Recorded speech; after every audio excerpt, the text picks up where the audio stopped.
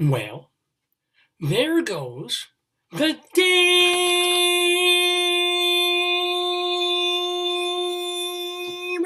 Good morning, everybody, and welcome on this Valentine's Day weekend to the 785th episode of Dave's Gone By, featuring me, Dave Lefkowitz, my wonderful wife Joyce, and so much more fun that we will have for you over the next 3 hours. This is what we do every Saturday from 9 until noon or thereabouts. It's a mix of humor and talk and interviews and culture and all sorts of other stuff, and we've been doing it since October of 2002, and there's nothing stopping us now. We're calling this one Once Bitton.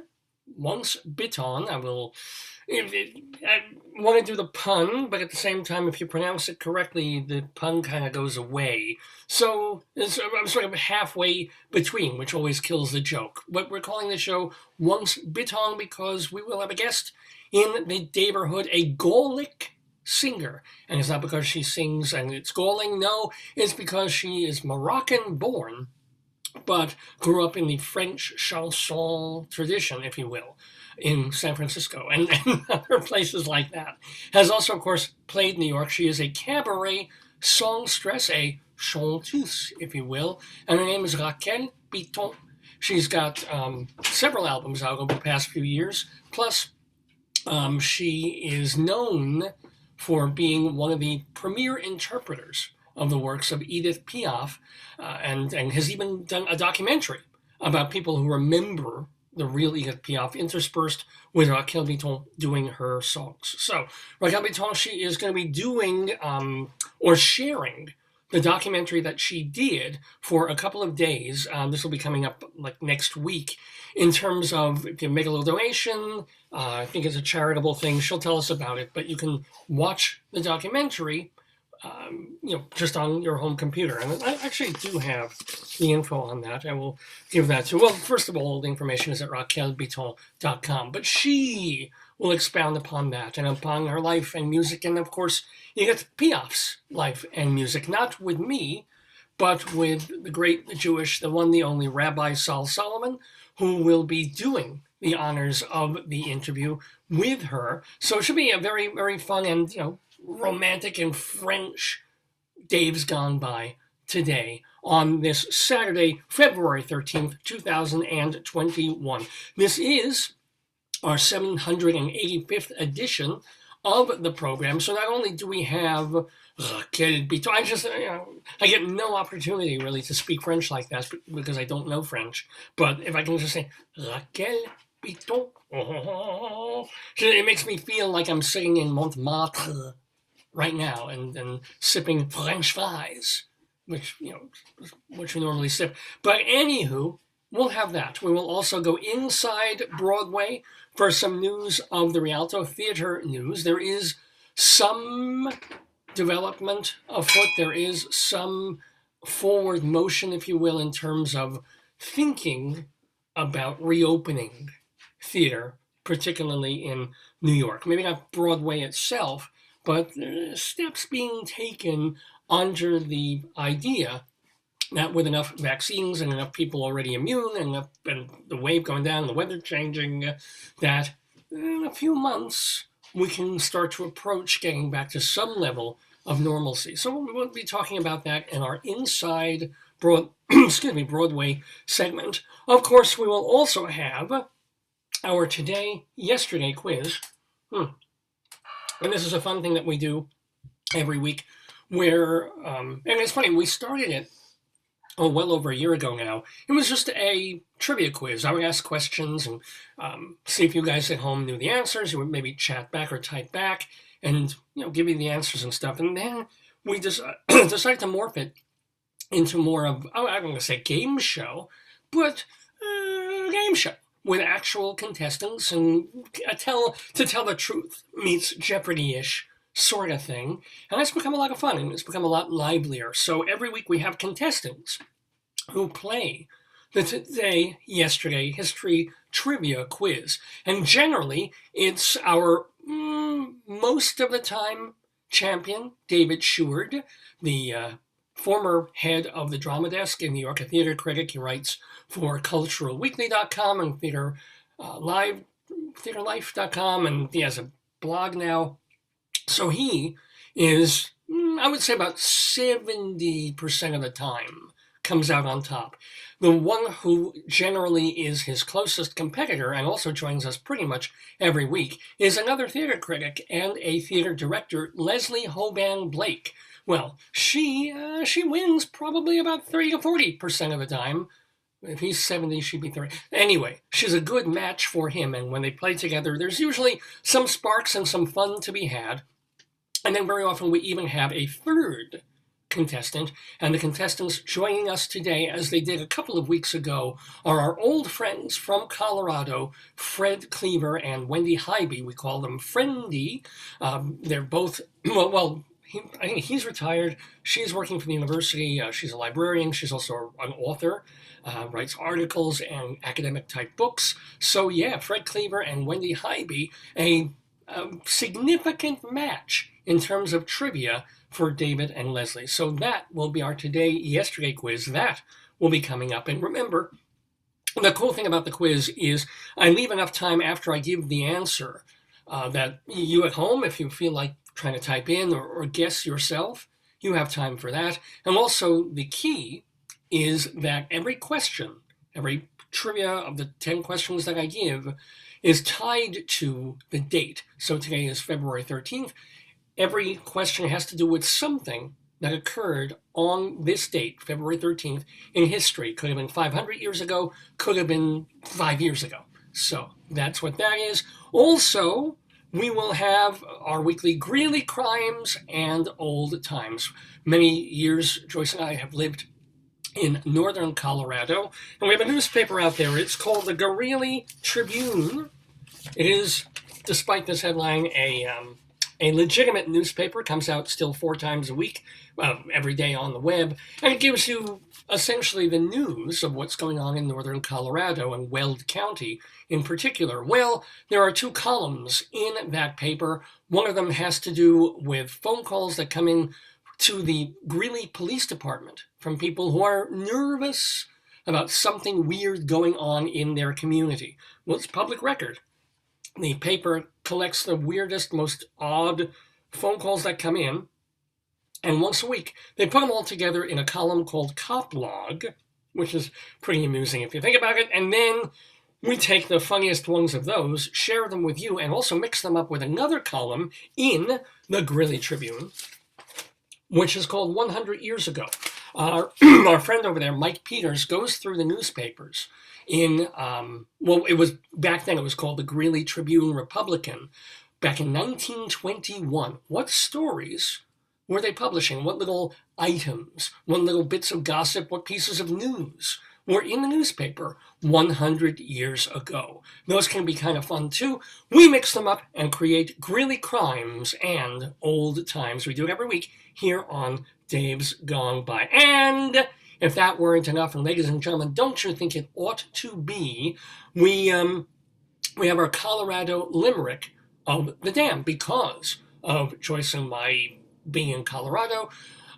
Every week I come up with a poem, a little 5-line limerick that has to do with some place, some city, town, municipality, somewhere in Colorado, most of which you've never heard of, I've never heard of, and yet they're there. You look on lists and maps and stuff like that, and oh, I didn't know that place existed. And there's hundreds of them. Well, at this point, I've written more than 150 of these horrible, crude, cruel little poems. I save them towards the end of the show. So people tune in early and are still having breakfast don't have to endure them. But our Colorado Limerick of the Damned, and this week we will be going to Fountain, Colorado. Fountain, Colorado. Yes, there is such a place. And maybe, just maybe, I'll even do a Dave's Big Dictionary segment. We'll see. I always think I'm going to have time for it. I always think, oh my gosh, this ran this length, and I've only got this much prepared, and the interview was this, and the quiz was this, and suddenly it's 12:30, and I'm already half an hour overtime. But other times when I start the show, I think like, oh my God, I've got all this, so it'll end at about 11:30, 11:35. And I have one little thing left to do and say my goodbyes, and it'll be like a quarter to 12, and I'll still have 15 minutes to fill. So I'm like, if that happens, I'll do Dave's big dictionary. So that's a typical episode of Dave's Gone By. It's a mix, it's humor, it's culture, it's talk, it's fun, and I hope you stay with us, particularly if you're a fan of classic French song. And by the way, Raquel Bitton does other kinds of music as well. She stepped into country music a little bit, certainly pop of the 20s, 30s, 40s, and things like that. But yeah, it should be fun to have her on the show in just a little while. Well, yep, it's been another week in the Daverhood, 11 full months now into the pandemic, into the shutdown. So, yeah. And of course, it's been a week, and now as we get closer and closer to the actual availability of the vaccine, right? As it keeps looming, because for so many months now, it's been like, well, they'll come up with a vaccine. And we were hearing about the vaccine, of course, back in November. And I think the president took it in December. He got his hydrochloroquine after he had the disease, right? And so now we're hearing, okay, Pfizer's got it, and Moderna's got it. All they got to do is ship it. All they got to do is train people to give it in your local Duane Reade or Rite Aid or hardware store, your True Value. So what's the holdup? What's happening? And of course, now that Joe Biden's been in office for, oh my gosh, 3 full weeks, everybody is like, well, what's he doing? Do you remember what you were like when you first got a brand new job with a zillion responsibilities, and how on your feet you were 3 weeks in? I'm not talking like if you're in a company and you get promoted, so you kind of the corporate structure, a lot of the people, some of the stuff you were doing and how it dovetails with. I'm saying you go into a whole new place with a whole new slew of responsibilities. And then it's kind of like, imagine where you were if you didn't feel as I did when I got my new job, of like, okay, after like half a week, I was like, I'm out of here. I can't take it. I don't know what I'm doing. They know I don't know what I'm doing. I will never know what I'm doing. I'm leaving. I'm walking out. I quit. Right? I didn't. I'm glad I didn't. But it was, I will beg my old boss for my old job back. Just because it was simple, I knew what I was doing. It was, I thought suddenly of all the good things about my old job. That some days were really, really easy, and not a lot came in, and I could sit there, I could listen to music, I could just, write some stuff. And other days were busy, but they were mindless busy, so I could still listen to music, and then you forget, not really forget, but you're saying, oh, wait, I was paid really, really badly. And I worked with some difficult people and this and that. And, it slides away in those moments of panic at the new job where like, oh, what did I get myself into? How am I going to do this? I make sure I quit before I get fired, but if I get fired, I get whatever. So imagine that you have become the president of the United States, and 3 weeks later, people are, and in this world that we live in, if you're Republican, if you're conservative, 1 hour later, they're telling you, well, you were pre-planning this since November. Now you have all these things on your agenda. How come they're not happening? You're in office now. You've sharpened the pencils on your desk. Let's see some results, right? And remember when presidents of all stripes used to get 100 days. And I think I've talked about this on the show. But remember when you would give any president the benefit of a doubt for the first 100 days, what they call the honeymoon period. It was just about them learning the names of all the people they're working with, memorizing the codes on the briefcase, of figuring out, somehow all the people who stormed the Capitol building knew where all the important offices were. If I were president walking into the White House, it would take me just a week to know which of my staffers was in which room. Because there's probably like 50 rooms on 3 floors of the building. I toured the White House once. I don't remember it. Is so-and-so room 212 or in 314 upstairs? I don't, it would take me just a week to figure that out. And just a week to make phone calls or take phone calls from every possible world leader. From Russia and China to Venezuela to Djibouti. And we say, hi, yes, I'm the president. We look forward to cooperation with you, and maybe we'll do some trade deals. Oh, thank you. So, no, what's your wife to? One after another, every freaking country in the world. I know some of that is Kamala Harris's job and the Secretary of State, of course, all these diplomats, but still, all the ceremonial stuff that any president goes through. And a new president being briefed nonstop more than the rest. So they used to give the prez 100 days just to dip his patties in the water, to quote Bugs Bunny. Just to let them soak a little bit, figure out what he's doing, realize who his friends are and his enemies are, so he knows how to marshal the forces to actually get what he or she wants done. Right? That's, obviously that is gone. Right? It's been gone essentially, I think, really since Obama took office the first time, since the Fox News was making fun of him literally on the day of the inauguration, and that was the end. That was like, forget 100 days, forget 10 days, forget 1 day. You smash the opponent and you keep smashing from minute 1, from second 1. So 3 weeks in, everybody's like, well, Biden, where's my vaccine?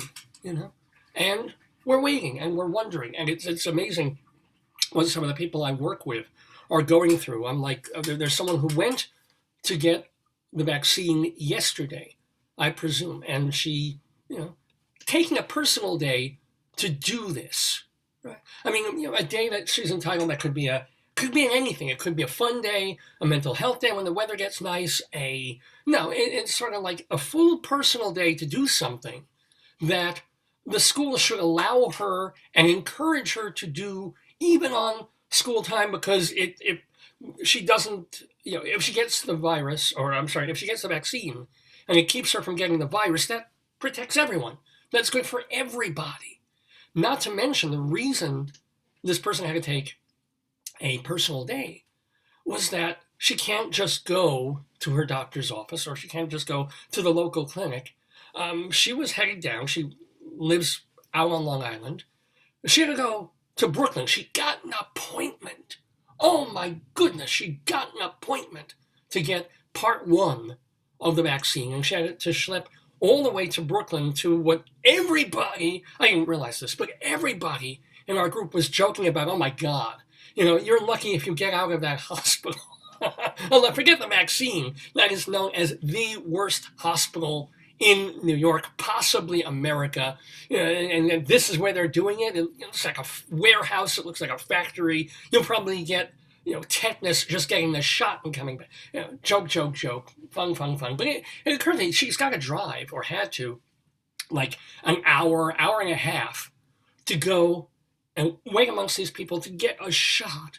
And I asked her, I said, if you maybe wait another week or 2, you might be able to just go 10 minutes from your house and get it at, as I said, a Rite Aid or Duane Reade, or your local hospital will have it, or your local clinic or doctor's office, whatever. But she's like, no, and with good reason. I mean, we're in a school, for God's sakes. There's a reason we want the vaccine sooner than later. So, and she's made up her mind. And this is a woman, by the way, who was also considering worrying just a couple of weeks ago. And this is how all Americans are, and how so many of us feel. Weeks ago, she said, I'm not getting the vaccine. This is one giant clinical trial.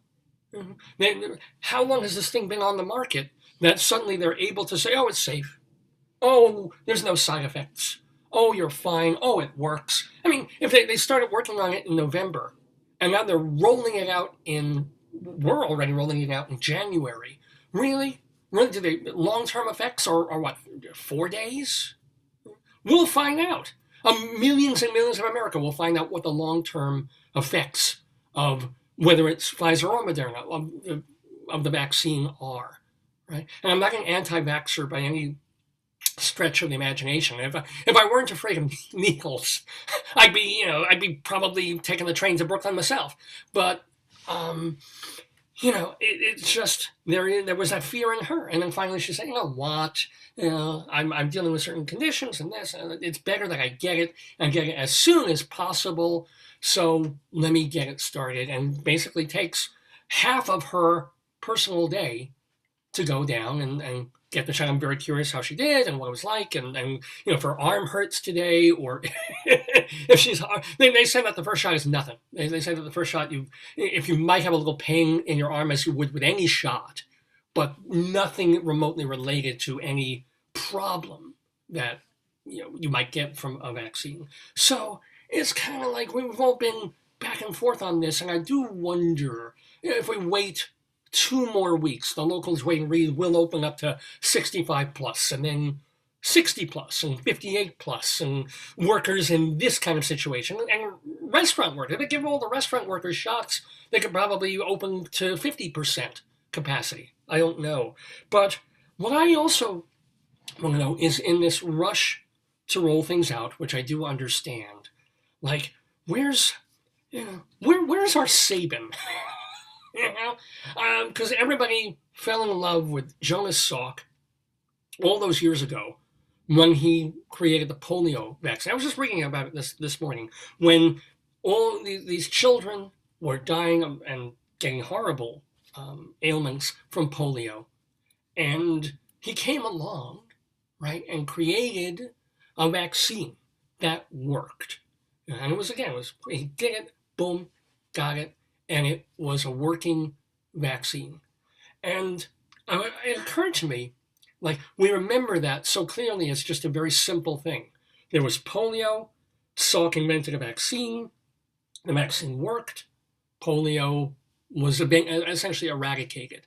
If you actually read the story about polio, it was just as messed up as what we're having. More, actually, in one particular case. It wasn't like, because it occurred to me, like, we've got to get 200, 300 million Americans vaccinated a couple of times with the coronavirus vaccine, whatever, remdesivir.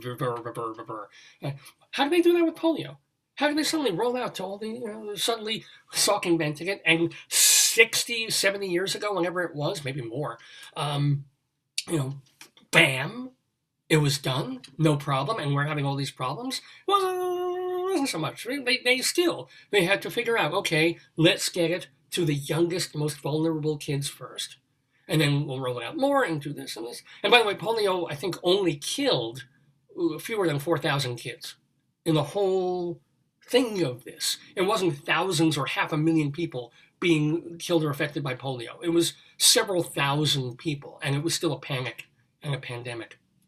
So they roll it out, right? And there was this idea, the cure is here, no one could get it. It was the same thing. It was like, okay, the cure is here. They didn't realize, we now have to manufacture this. We have to make so much of it, and we've got to get it out to children all over America, and then adults and as well. In fact, and this is the most horrible thing, there was one lab that was making the polio vaccine, and they rolled it out, and they started giving it to children.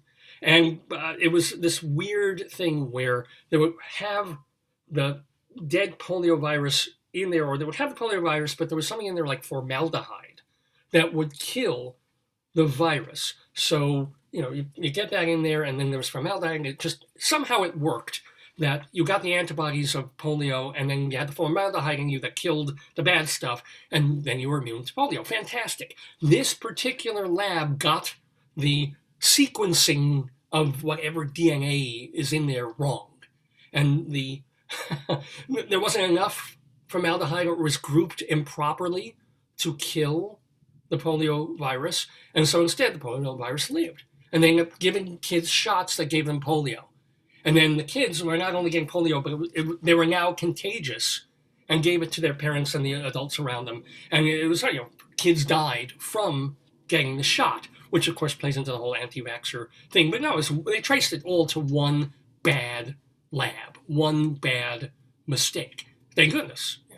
But the other thing is about waiting and wondering. It's like, there is a shot that the FDA has yet to approve that supposedly works great, and it's one shot. Okay? One, and you're done. Instead of,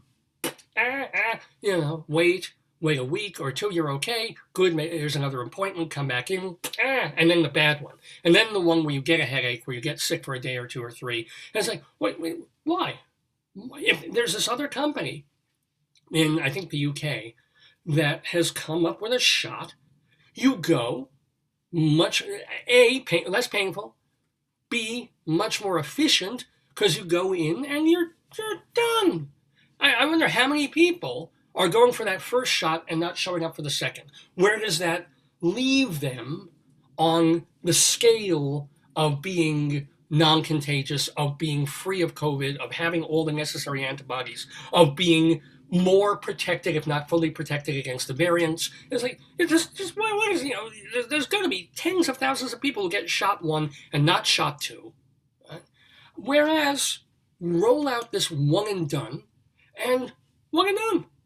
Okay? Why can't we get quicker to that point? And what I forgot about, and God bless him a million times, was Dr. Sabin not only came up with a shot, or the polio cure, polio vaccine, that was as good as Salk's and worked in a different way, but it was oral.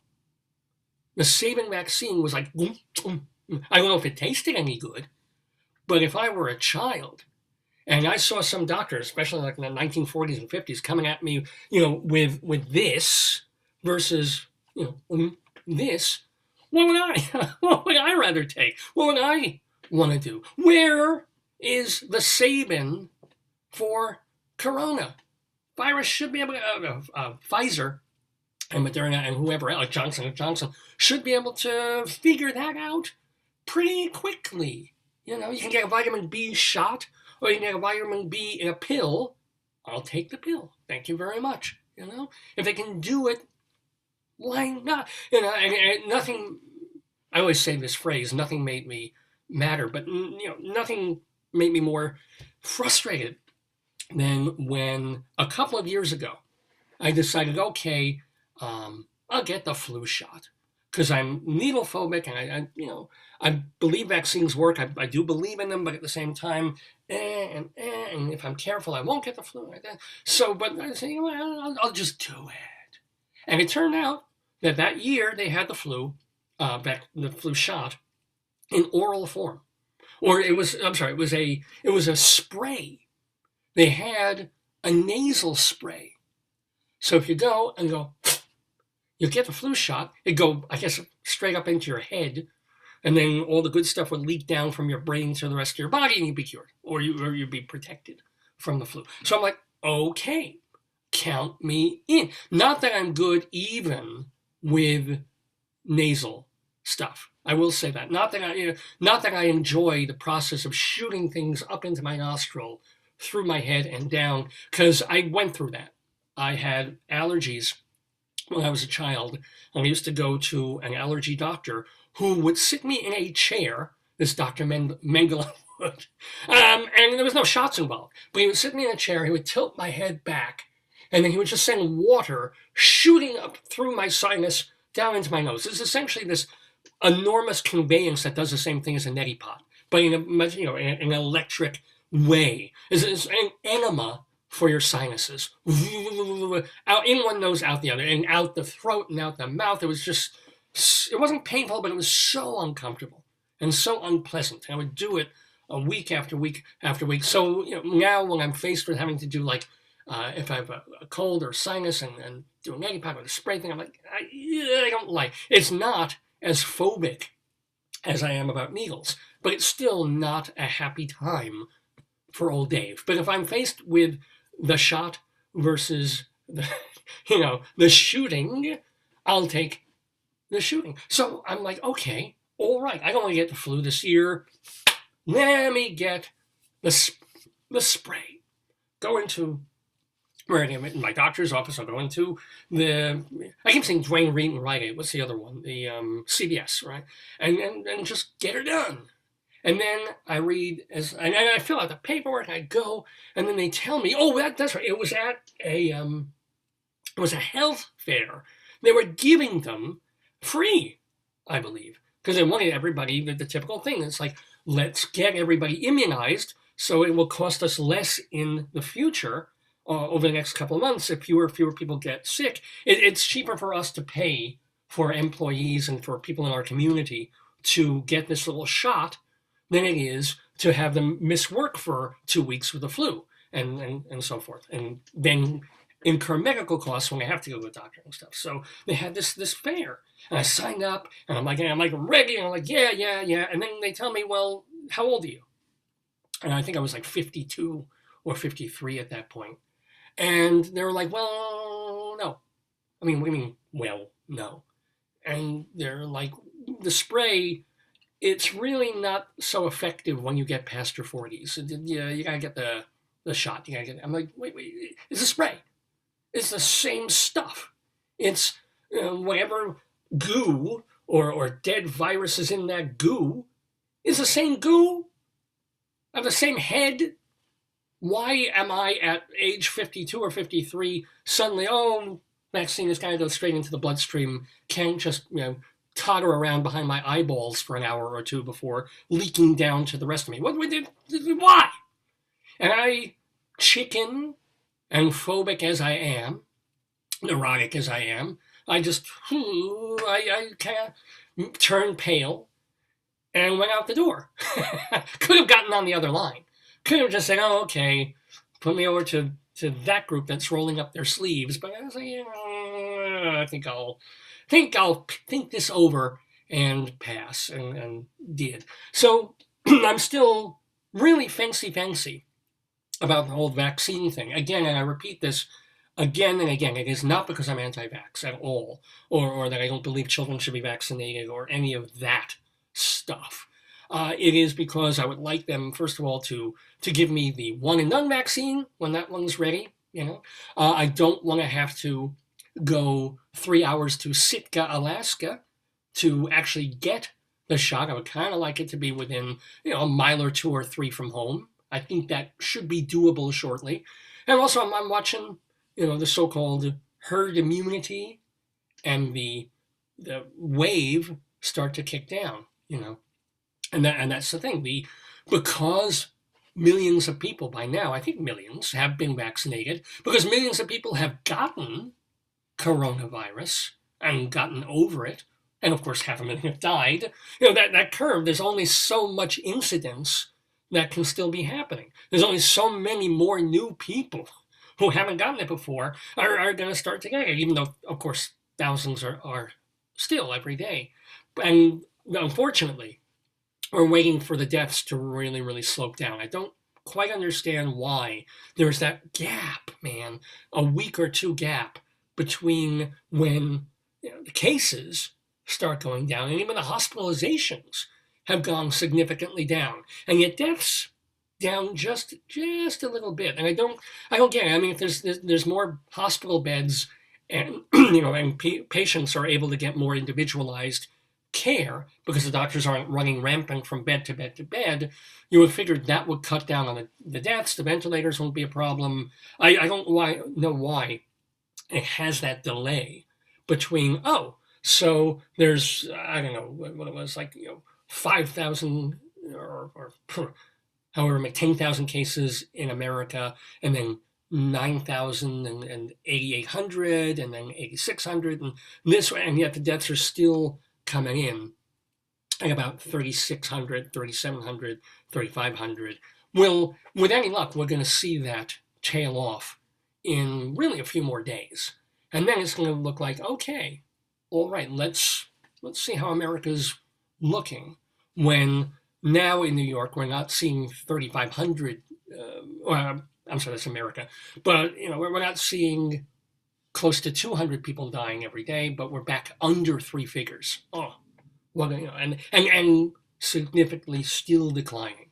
where, maybe 20, 30, 40 people a day, most of them in Cuomo's nursing homes, are dropping dead, rather than people of all ages, sizes, races, and so forth. And just, it's like, could be any one of us.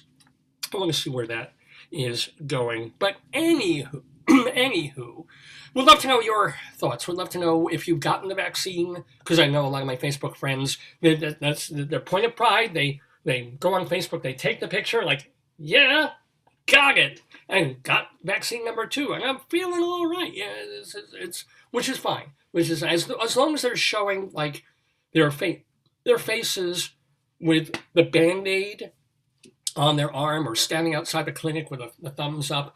I ranted about this a week or two ago of, I don't need to see the shot going physically into your arm or your eye or your ass. Don't need to see that. Don't want to see that, needlephobe that I am. It's perfectly fine. I will believe you.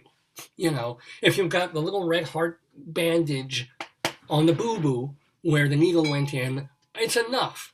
You don't have to prove to be just how brave you are, but that I'm literally seeing the needle puncture your skin, and you're taking a picture the moment the juice is flowing into your capillaries, or whatever the hell else you have in your arm. So, but I'm thrilled. If you want to write to me and tell me of your experiences and your thoughts about the COVID vaccine or COVID itself, or if you've gotten it and gotten over it, because I do know people who, there were acquaintances of mine who died early on in the whole COVID thing. And there's folks I know who got pretty damn sick and got over it. And then there's people I know who had it and barely even knew they had it. So would love to know what you went through, if anything. The way to do that is send me an email, davesgoneby@aol.com, davesgoneby@aol.com, or you can just post right here on our Facebook page. You know what it is. It's Dave's Gone By on Facebook. Just search for it that way. So you can post while the show's going or when the show is over. If you're a friend, I mean, literally, a Facebook quote-unquote friend, I got 5,000 of them, you can message me as well. Direct sort of instant Facebook message. But either way, would love to hear from you. I don't necessarily get to read everything or see or respond. I do get to read everything. I don't get to respond to everything, but I do try. So yeah, davesgoneby@aol.com. And this would also be a good juncture to remind you that if you like this show, and maybe you're new to the show, maybe you're specifically tuning in on this episode, because we've been on the air for 18 and a half years, and you just heard about it this week because you like Raquel Bitton, you like Cabaret, or you suddenly noticed a message on Facebook that we're live here, and what is this show? Well, you can watch almost every single one of our 784 previous episodes of Dave's Gone By just by going to davesgoneby.com. This is the ultimate repository archive of all things Dave's Gone By. Every show, the first, 12, 13 years were audio only. We were a radio show, an audio podcast. We've saved those as best we could. And then the past 3-4 years, we've been, of course, doing this Facebook and video. Those are there too. And we even have a separate archive there of just the interviews from the show. So if you don't want to wade through a whole hour-long or 3-hour-long episode to get to an interview with someone you're really interested in, just go to the separate archive that is organized by the last name of all the cool guests and celebrities we've had on the show. It's all at davesgoneby.com. Also, I want to put in the plug for archive.org. We have nothing to do with it. It's a not-for-profit website devoted to just collecting, artistic and creative materials from the past 2 or 3 centuries. So there's books on there, public domain books. There's old TV shows, tons of old radio shows. You can get lost, just like on YouTube, get lost in the wormhole of archive.org. And if you put in Dave's Gone By, you'll find our interviews and our shows there as well. If you're just into the audio, remember that Castbox.fm is a place to listen to the show. We put all our audio archives there because it's meant for podcasts. So if you're particularly a person who wants to have us going when you're driving or when you're on the stationary bike at the gym or just out and about and wherever, and you don't want to sit here and watch, especially the last couple of years, all you got to do is go to castbox.fm, look for Dave's Gone By, and lo and behold, you can hear the show whenever and wherever. And finally, let's see, we do put our stuff on YouTube also, and if you're on Long Island and you're in the South Shore, Nassau County, right around these parts, and you still get cable television. And I think COVID was the best thing ever for cable TV because everybody was giving it up, right? Everybody was like, we don't really need this anymore. I got a flash stick. I can do this. I've got, so much other stuff. I can just watch a zillion things on Netflix, or I can watch Amazon Prime or Broadway HD and so forth. And what do I need? Channel 2, 4, 7, 11, 28. I don't need TNT anymore. It's just old. So people are just giving it up in droves, and cable was hemorrhaging. And then people were suddenly forced to stay home for month after month after month. And not just in front of their computers, but in the family room, in the den. It's like, okay, normally I'd be out the door at 7 in the morning and back home at 5 and, not really watching TV until 8, 9, 10 o'clock at night, prime time. Now it's like, I'm home for lunch. What's on? Oh, I'm working all remote today, and I have an hour where nobody's bothering me. What's on? Flip, flip, flip, flip, flip. So cable, I wouldn't be surprised if the Cablevision guy in New York, the Madison Square Garden guy, he went to China with like a little Ziploc baggie. And he went to the lab in Wuhan. He said, can I just, I'll give you free cable for a year if you just give me a couple of drops of this stuff. And he came back to America and unleashed it wherever people have cable television still. Because I would love to see the numbers. I'd love to see whether it really, the dropping of cable leveled off during the pandemic. But if you have, this is all by way of saying, if you have cable television, Altice, Optimum, Cablevision, whatever the hell you call it around here. There's 20 different names.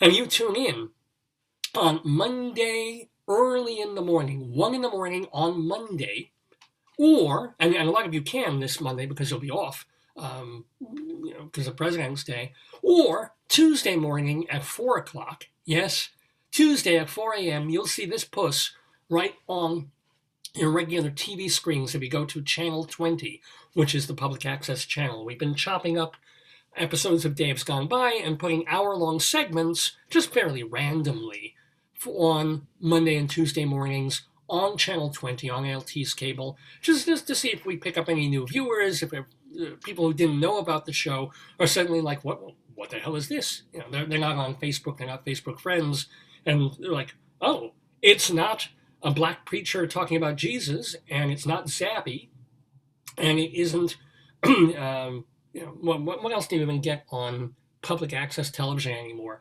It's not people talking about, those folks who are, are they from Myanmar? The Falun Gong people, or the people who still run the mini documentary about how 9/11 was an inside job. I mean, if it's not none of that, you might see me 1 o'clock in the morning Mondays, and also 4 o'clock in the morning on Tuesdays on Channel 20 on cable. But again, you'd just be watching excerpts of the full shows that you can see on davesgoneby.com. Pardon me while I blow my nose. Gotta get that done. Ah, my goodness. And let's see, what else do I want to love to have you see me wiping my nose there. That's a beautiful thing right there. That is just wetness, by the way. I don't think there's any mucus involved. Let me just make sure. Oh, that was unfortunate. All right. Let's see. Let me just check in on my darling and adorable wife, Joyce. Joyce, how you doing? She's all right. And we will have, let me remind you that we have coming up on the show Colorado Limerick of the Damned, we will be going to Fountain, Colorado. We'll have our Today, Yesterday quiz where we ask history questions about February 13th, in other words, things that happened in history on this date. And joining us will be, I'm hoping, every week it's sort of a crapshoot if we'll get all our contestants in, but generally they are David Sheward, Leslie Hoban Blake, and our friends of the Daverhood, Fred Cleaver and Wendy Highby. Joining us for that, we will also go inside Broadway for news of the Rialto, and we will have a bit of Greeley crimes and old times. So yeah, quite a bit going on. Do I want to? Do I also want to wax verbal about the whole impeachment thing? I think I've been there and done most of that, but I don't know. I'm no fan of former President Trump. You all know that. At the same time, I'm not. I don't demonize him the way so many of my colleagues and friends on Facebook and people do.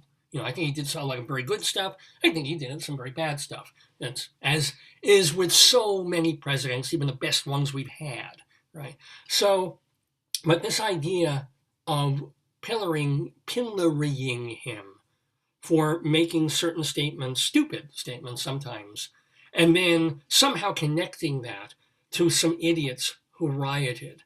Even if I were a Democrat being pressured by Nancy Pelosi and so forth, and Chuck Schumer and those people, it would be very, very hard for me to just kind of get in line and pull the lever and say, yes, he should be impeached. Yes, there was criminal activity. Yes, because I was thinking, it's kind of like, should John Lennon and Paul McCartney and the Beatles have been arrested or charged with some kind of crime of incitement when Charles Manson and his gang turned Roman Polanski's wife into a pincushion, right? Because what were they doing? They were hopped up, they were on drugs, they were kind of brainwashed and crazy in their little commune thing, getting more and more weirded out, and playing the White Album, playing the Beatles' White Album over and over, specifically the song Helter Skelter. And there was something about that song by Lennon and McCartney that triggered these women and Tex Cobb and whoever else was with them to go nuts, kill some people, and paint on the garage in their blood, Helter Skelter. So, do you go back to Paul and John, and do you say, it's a very chaotic song, ugly kind of well, it isn't really ugly. It's about just going up and down a roller coaster. Do you blame them? Do you say, hey, you are in some level responsible by writing this crazy song for triggering the murders that occurred on the Spawn Ranch, right? And I think anybody would say, no, that's ridiculous. It's kind of like when they were trying to get after Twisted Sister and other people like that for writing songs about teenage suicide, pro or con, just writing songs about suicide and then trying to link them to teenagers who committed suicide. Okay, maybe in the most vague way, it helped a little bit, but it's art, and it wasn't meant in any way, shape, or form for a kid to listen to this and then go, "Oh, death is better than what I have. Bye-bye." Right? It's crazy to make that kind of connection. It's not quite so crazy to connect Trump's statements of, "Hey, go have a rally, go march in my name, and yeah, the election's rigged," which bleh, already kind of batshit. But you're allowed to be batshit. You're allowed to say sort of incorrect, dumb, even misleading things. I got into this a week or two ago. You can't scream fire in a crowded theater. You don't want to create a situation that will directly start a riot. But to say that Trump's saying, okay, everybody peacefully gather, wave some flags, scream, go up near the Capitol building on the lawn and wave flags, this is not over, blah, blah, rhetoric, which is what it was. And then somehow say that the 100 or 200 crazy, dangerous, messed up people who took whatever they wanted from that, twisting it to the point of saying, hey, we own the building. We're American citizens and taxpayers. We don't have to worry about the guards, and we don't have to worry about the rule of law and anything else. We're going in, and we're going to get some souvenir photos and take some snapshots. And, I don't think many of them were armed or anything, but let's see those Democratic senators and congressmen cower behind their chairs a little bit. That, whether Trump, even in his fantasy heart of hearts, envisioned something like that, he didn't call for it.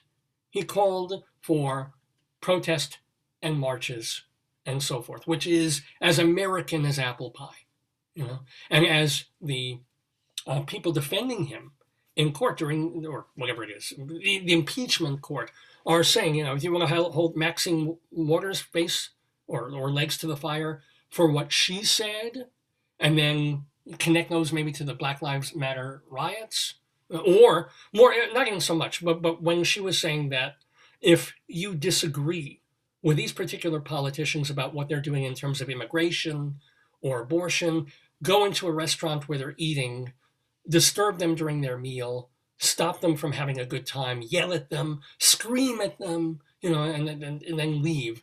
And basically, when they're eating there with their families, make them upset because they've upset you so much. Okay? I mean, that is direct cause and direct effect. But that is still on the border of almost acceptable behavior. And again, connecting her with being really hyped up and rhetoric and saying, you've got to stop these terrible politicians from what they're doing any way you can, right?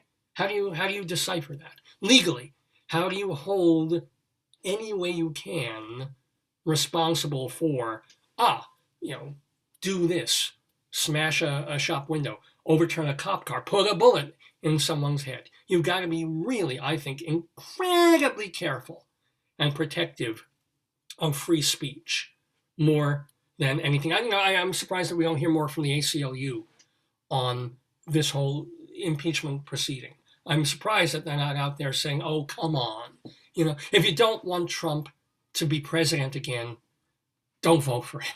And convince other people not to vote for him. If you don't want Trump to be president again, I've been saying this, then let New York State do its job, or Jersey, or wherever he built casinos and didn't pay people, or he was paying people off, or whatever chicanery he may or may not have been doing with his taxes and his finances and his declarations. Go in there. Get him like they got Capone. Right? They got Capone on, we all know this, tax evasion. They didn't get him for murdering people. They got him on something that was legitimate and real, and that they could prove, and that made logical sense. So if the New York State can build a really legitimate case that Donald Trump was a fraudulent businessman and put him on trial for that, and he gets convicted, my guess is he cannot run for president again. Aside from that, he'll be close to 80 at that point anyway, if he were to go again in 5 years. So, even that doesn't pass the smell test of this idea of, well, yeah, he's out of office, we're convicting him, or we want to convict him, but just really it's not about getting him out of office, he's out, we just don't want him back. That is not that's not right. That is not the way to do that.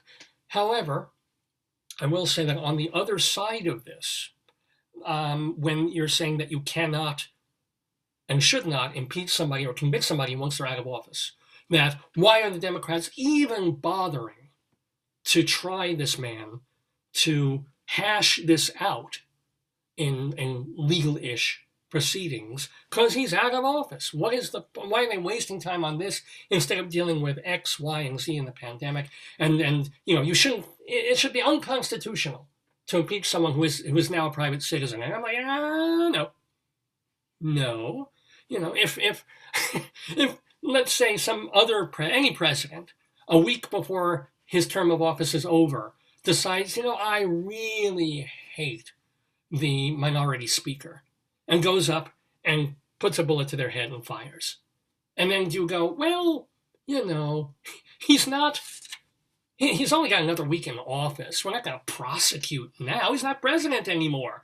We'll let it go. If he committed some kind of high crime or medium crime or misdemeanor while in office, if he no longer happens to be in office, unfortunately, that is a little beside the point. Because what would stop many, many presidents, ones with even lower moral compasses than Donald Trump, from doing all sorts of crazy things in their last 2 months, not just the pardons to people that they give, but God knows what. If they suddenly thought, by the time anybody got around to having a problem with this, I'll be on a beach in San Pedro. It's like, no, you answer for what you do in that office, as we all do, to the day that you leave. If you're working for some company, right, and you're fired, and in your last day or two, you start stealing not only office supplies, but you start bringing home printers and giant TVs and the strong box if you can lift it into your car. Does the company suddenly say, well, they're gone. They don't work here anymore. It's not really, we'll let it go. They're not here anymore. What's the point? No. If they stole anything more than a few pencils and sticky pads, then you kind of still, it has to be hashed out. So I am a believer in, if there is an issue to be dealt with of something that a president did while in office, even if he or she is no longer in office, it should be dealt with. And just, to me, this is just really, really payback. Not only, everybody will say, it's payback because the Democrats just hated Trump and they hate McConnell. To me, this goes back literally to payback for what they did to Bill Clinton when he was in office, when the Republicans despised Bill, despised Hillary, wanted to stop him from doing anything in the last year of his office. So they heard news that he was having an affair with his intern. And he said, okay, he's lying to us about that. He's lying to the American public about that. Let's get him. And created an impeachment thing, caught him in a lie about something that he shouldn't have been questioned about in the first place, and hamstrung his administration in the last year. Not only that, but cast ugly shadows on the whole, on Clinton that fell onto Gore. So that when Gore ran at the end of Clinton's term, instead of running on the high of a mostly very good 8 years in office, and good things that the Democrats did, and Gore's popular opinion and his good stuff with the greening of America and cleaning up America. Instead, he was sort of like, oh no, he's with Clinton, and it's this, and it's corrupt, and they lie, and suddenly we had the worst president of my lifetime, George W. Bush, in. So this, I really think, the previous impeachment and this one too, is very much still about reminding the Republicans of what they did for no reason to Bill Clinton all those years ago.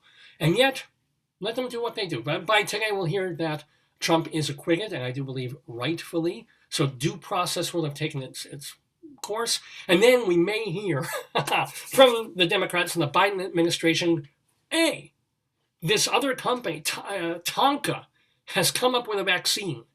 And it's in powder form. You pour it into chocolate milk, you drink it down, and not only are you immune from COVID, but you're immune from the flu, and you will never even get leprosy. We got it. All we got to do is roll it out. And now that the Democrats have all this time on their hands, that the impeachment's over, let's get to work. That's what I really want to hear. But before then, what I would like to do is bring Rabbi Sal Solomon into the Daverhood, because it's time for our very special guest on the program. We have a songstress, a singer, and someone who is one of the premier interpreters of Edith Piaf's music. Her name is Raquel Bitton. I don't know if Rabbi Sal will be able to pronounce it with the eclat, perhaps, that I can, or at least that I'm trying to. So let's hear a little bit of Raquel Bitton doing some music, and then Rabbi Sal, the one, the only, the Jewish, will be with us, and her. Don't go away. She was born Edith Giovanni Agation in the poorest of neighborhood in Paris, Ménilmontant. Her mother, Lina Marsa, a coffee house singer and a drug addict, gave birth to her on a cape of a passing policeman, and shortly after that, she abandoned her.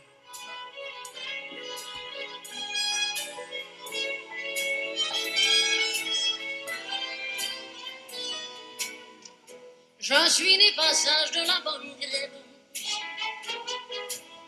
J'en ai pris de la graine et pour longtemps. Je travaille comme un chien toute la semaine.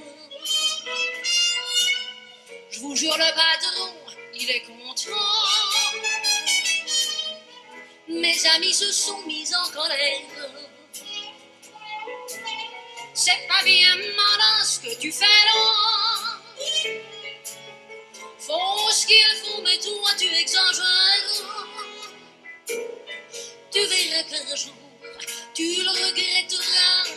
Oh, je m'en fous pas mal. Il peut m'arriver n'importe quoi. Je m'en fous pas mal. Bonjour. L'ange qui est à moi, c'est peut-être ma noire. Mais ce que les gens pensent de vous, ça m'est égal. Je m'en fous. These were supposed to be clover. Carefully and carelessly wide. Mine when he tells me it's over. I fall apart like a child. I didn't care until the flame became too cool. I didn't care, but now I'm falling like a fool. It isn't fair, and I keep saying as I fall, I shouldn't care at all. Oh, shalom and bonjour, my friends and my enemies. This is your old pal, Rabbi Sol Solomon, founder and spiritual leader of Temple Sons of Bitches in Great Neck, New York. And I am quelling in a French way. I should be eating a cruller. Croissant. Hola, bonjour, what? Hello? A croissant. Oh, that's right, a croissant with, let's see, with pomme de terre. No, pas pomme de terre. You don't want a potato on a croissant. Wait. You want a little bit of confiture. Confiture. This is Yes. it. What is Little jam. wait. What is the difference between coffee and confiture? Because coffee is coffee. Wait. And confiture is confiture. That's, It is spelled different and taste very different. oh, all right. How does it? What is it? Borscht in Yeah, it? one is coffee and the other one is jam. Oh, confiture is jam or coffee Yes. with jam. I don't even know. Jam. Anyway, by the way, we are jamming here with the delightful Raquel Bitton, but we do not see you. Do you know that? You don't see me? No. Oh, let me please get some help. Bonjour. They need to see me. Put your camera on. Ah, ben voilà. Your camera's off. Ben voilà. Oh, voilà. Ah, bonjour. Quelle merveille. And the sound. Merci. My husband. Oh, welcome. Gérard. Hello, Gerard. Hello. It's very difficult for Jews to speak French because all the phlegm just comes right out. Well, hello, Gerard. What do you do before you leave the screen? What do you do for a living? For an evening or a living? Living. A living. Wait. I'm involved in the conservation of forests. Mon Dieu. In America or where? Where? In Africa. In Africa, Latin America, and in Asia. Oh, that is wonderful. Are you American? You do not have the... Yes. He's a Jewish boy from Boston. Yes! Yes! Wait. Come here. How did you... A homie. I'm a homie, yeah. My mother told me to marry a nice Jewish boy, so I did. Yes, she did. Let's make sure both of us can see each other now. So, Ken, if you could maybe, or you could angle the camera because I'm seeing your nose. There we go. That's a lovely face. There we go. So how did you meet Gerald? San Francisco in Tai Chi class, which my brother was our teacher. And I went there and kicked his butt What made you take Tai Chi? because I have a family that's a fanatic on health, and my brother is a 10-degree black belt and a martial artist, Wait. and he was teaching, and so I went to the class, and there was Gerald. And how long ago was this? How long have you been That there? was, well, we married when we were what, 14, Annie? No, we married very young. So we've been at it for 34 years, and we still don't want to kill each other. We love Oh, each other. that is enormous. Believe me, that's a wonderful thing to hear. So, and I assume he is a music fan. Oh, very much. He's the one that gives me the. I mean, before each show, Carnegie Hall or whatnot, I rehearse with the orchestra, of course, in the afternoon. But right before the show, I go over the show and the pattern, and I practice it on him. So he sits down, and all he has to do is just nod and say yes, it's good, and things like that, and then I go on. But he's like my pillar that way. He's very, very good. Oh, good. Very good. So, what people might not really, when they hear your accent, when they hear your voice, when they hear that you do Piaf, they think, oh, yeah, she's French, or you come from I am French. No. Mhm. But I am. I was educated in the French system, 100%. Now I was born in a fairy place, in a place called Marrakesh, in Morocco, Wait. and from Jewish Sephardic parents, of course. Oh, I did not know. I didn't realize you were one of the tribe. Oh, Yeah, yay! of course, I am one of the tribes. Yes. In fact, I wrote an amazing, funny, fabulous play which I want you to read called Oive Jesus. It's, Oy vey Jesus. All right. This is. yes, it's the friendship between my mother and her next door neighbor, who was a devout Catholic holding a Bible all the time. And my mother was this loud, colorful, fabulous figure of a Jewish woman. Loud Who's, Jews? I've never heard of such a thing, but there you go. And was this long-standing friendship? They got over whatever oh, religious differences they had, and yeah. absolutely, when the husbands passed, they were left alone, they were next door. And so it's these trials and tribulations of the ladies of the third floor. Oh, that sounds lovely. Is it a full-length play? Is it? Yes, full length. I had a reading about it. It's very, very funny. It's very fantastic. I'll let you read it. I would love to actually. Here's the deal. Like, what were you working on back in February and March of 2020 that kind of has been on hold for almost a year now? I mean, Oh, where were you your career oh, 11 months ago? oh, this is something completely different that I've been working in and on, and I'm still big time. Is that uh, our son? His name is Julian. He's a young entrepreneur. Uh, he has, in fact, a company called Ministry of Tomorrow. It's not religious at all. Oh, It's very activist uh, thinking. Anyways, he is the producer of my next CD. So this will be a very big project, like all of them were before. Um, this one is a world music CD that celebrates where I come from. So I will be, Marrakesh. Or yes, I will be singing in the languages I grew up with, and listening to. For example, French, of course, Hebrew, of course, because my parents were always practicing, and Arabic, because I was born in Morocco and I speak Arabic, and it will have Ladino songs, uh, fado, because our parents come from Portugal. wait. So, but let me ask you, how many years were you in Morocco before moving? Well, your family moved to. Oh, I was a very young teenager when we moved to America. All right, but here's a question then. What do you remember about growing up in Marrakesh? Everything, Mhm. the food, the serenity, the beauty, the redness around you, because you are in the desert, and so the town itself is it's in French we have a saying, it's féerique. It's like a fairy tale.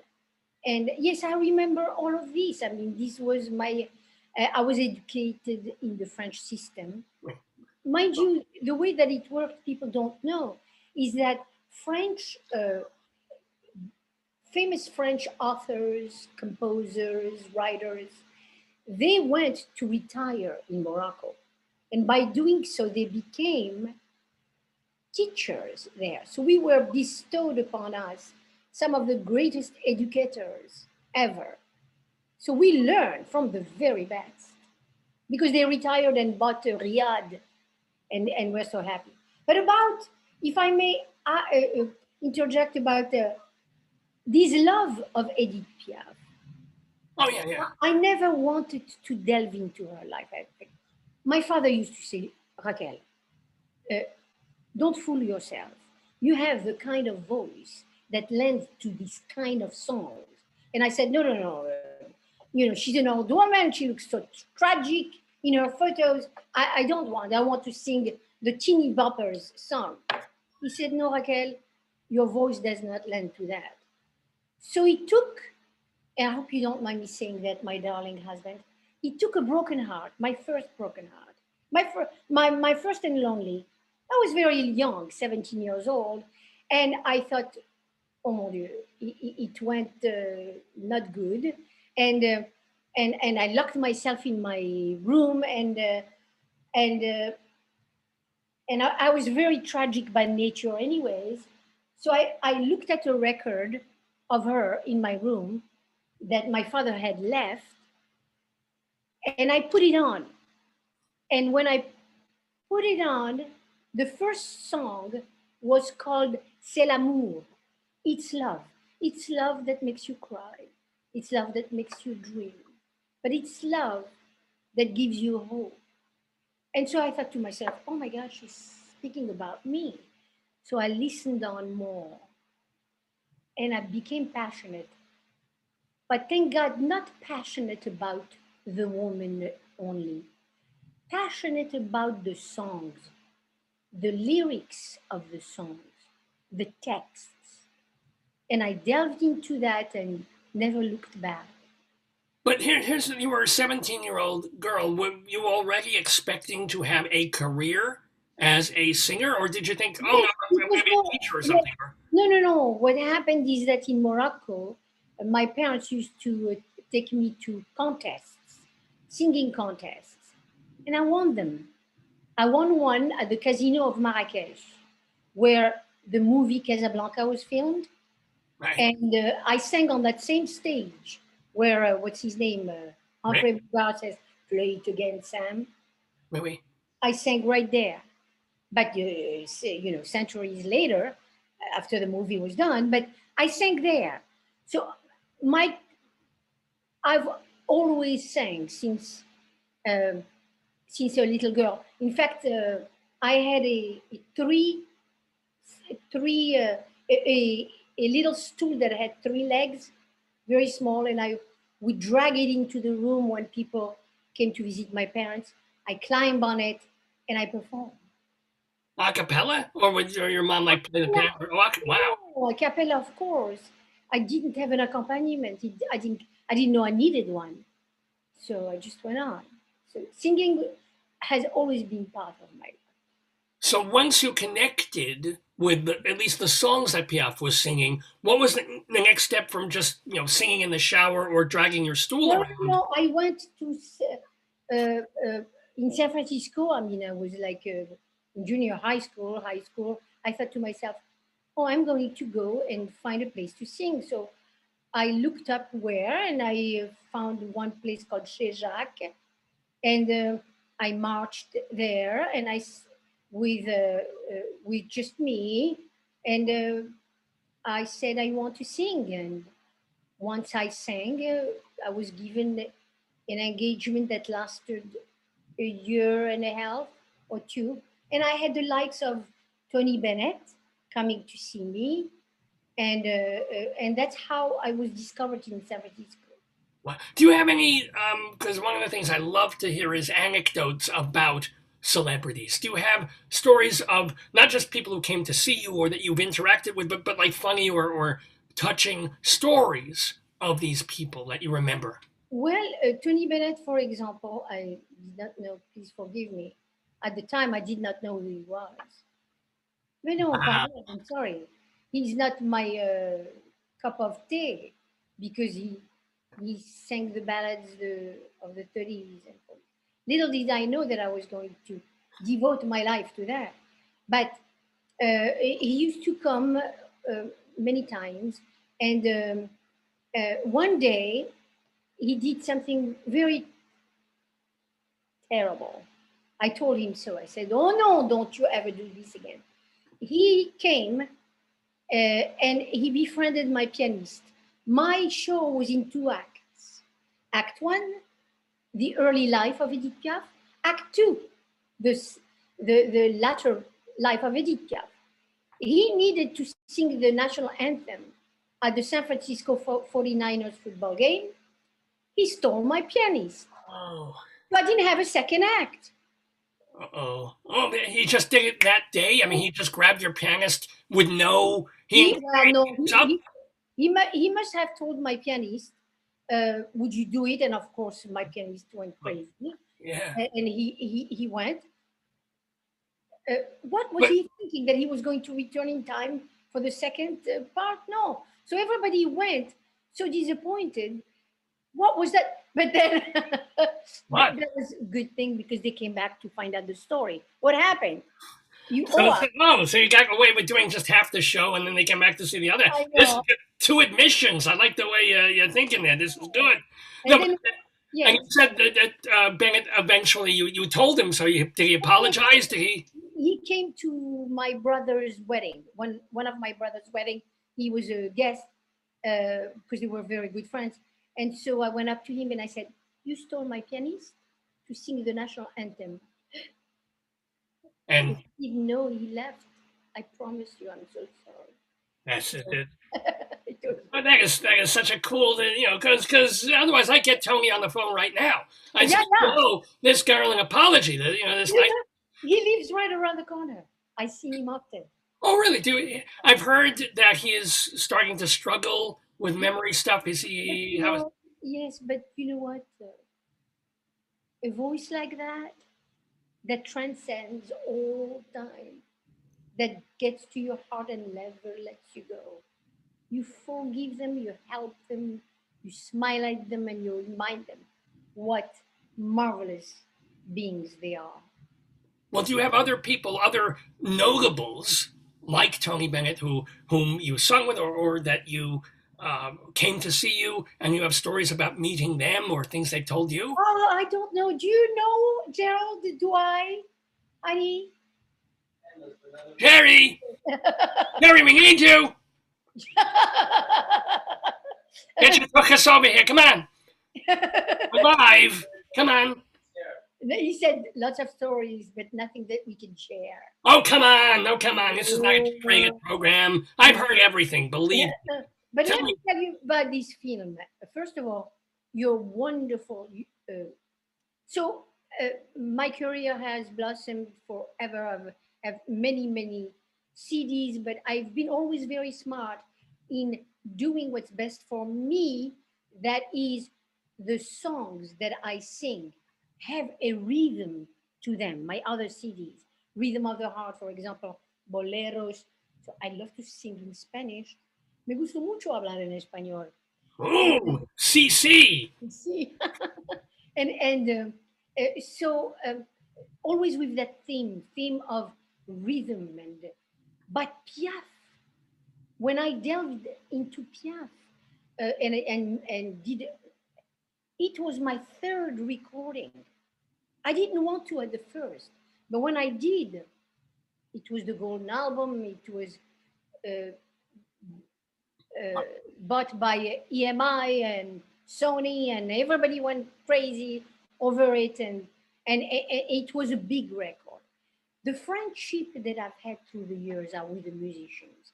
So the musicians, the San Francisco Symphony are in my records, all of my records, as well as the single soloists that are amazing from the Latin world, because that's what my heart beats that way. So, And voila. So about this movie of Edith Piaf, in yeah. fact, our friend Gérard here, my husband Gérard, is the one that organized and found the producers. And it was done, and to make a long story short, it was bought by Lionsgate Films and has now a life on PBS and public television station. We want to tell people, by the way, if you want to see this document, yeah, I guess you could say it's sort of a documentary. It's a concert-mentary. It's a documentary concert film. It has both. Wait. It's called Piaf, Her Story, Her Songs. And from February 15th, Monday, through the 18th, through Thursday, you can see this on the YouTube channels of the Actors Fund and also Broadway's Best Shows. So you're going to want to look for Raquel Bitton, Bitton. There's more information also on your website, raquelbitton.com. Absolutely. Oh, so you can also find out about where to watch and Instagram and Facebook and all those goodies. Yes. So everybody, you're going to want to see this concert musical documentary of people who knew Edith Piaf talking about her. Yes, about her. Like, what's extraordinary about this film are the people in the film. For example, the people that her lovers, her friends, her composers, they were all there. We fed them and we gave them lots of good wine and vinum verita. They drank and told stories. And those guys, those people never met before together. So this film is the first, and it's also the last, because most of them passed away because they were. So when was the film originally made? Was it like 2013? 2003. Oh, three. Oh, wow. Okay. But for example, Piaf's greatest love of her life was a Moroccan boxer by the name of Marcel Cerdan. So his son is in the film. It's fabulous how he tells stories about his father and Edith. And there's the man who wrote A Man and a Woman. Remember that song?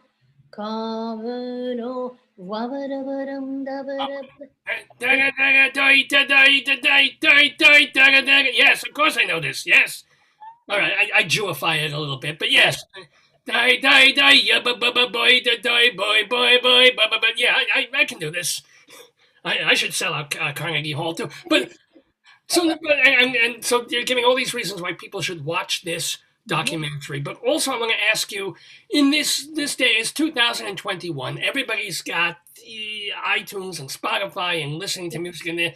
What is the impetus, the desire to still make an old-fashioned CD? Because you've got a CD coming out when? When is it coming out? Well, hopefully as soon as I can go back to Cuba, because I've been to Cuba for my last CD, and I've put everything together.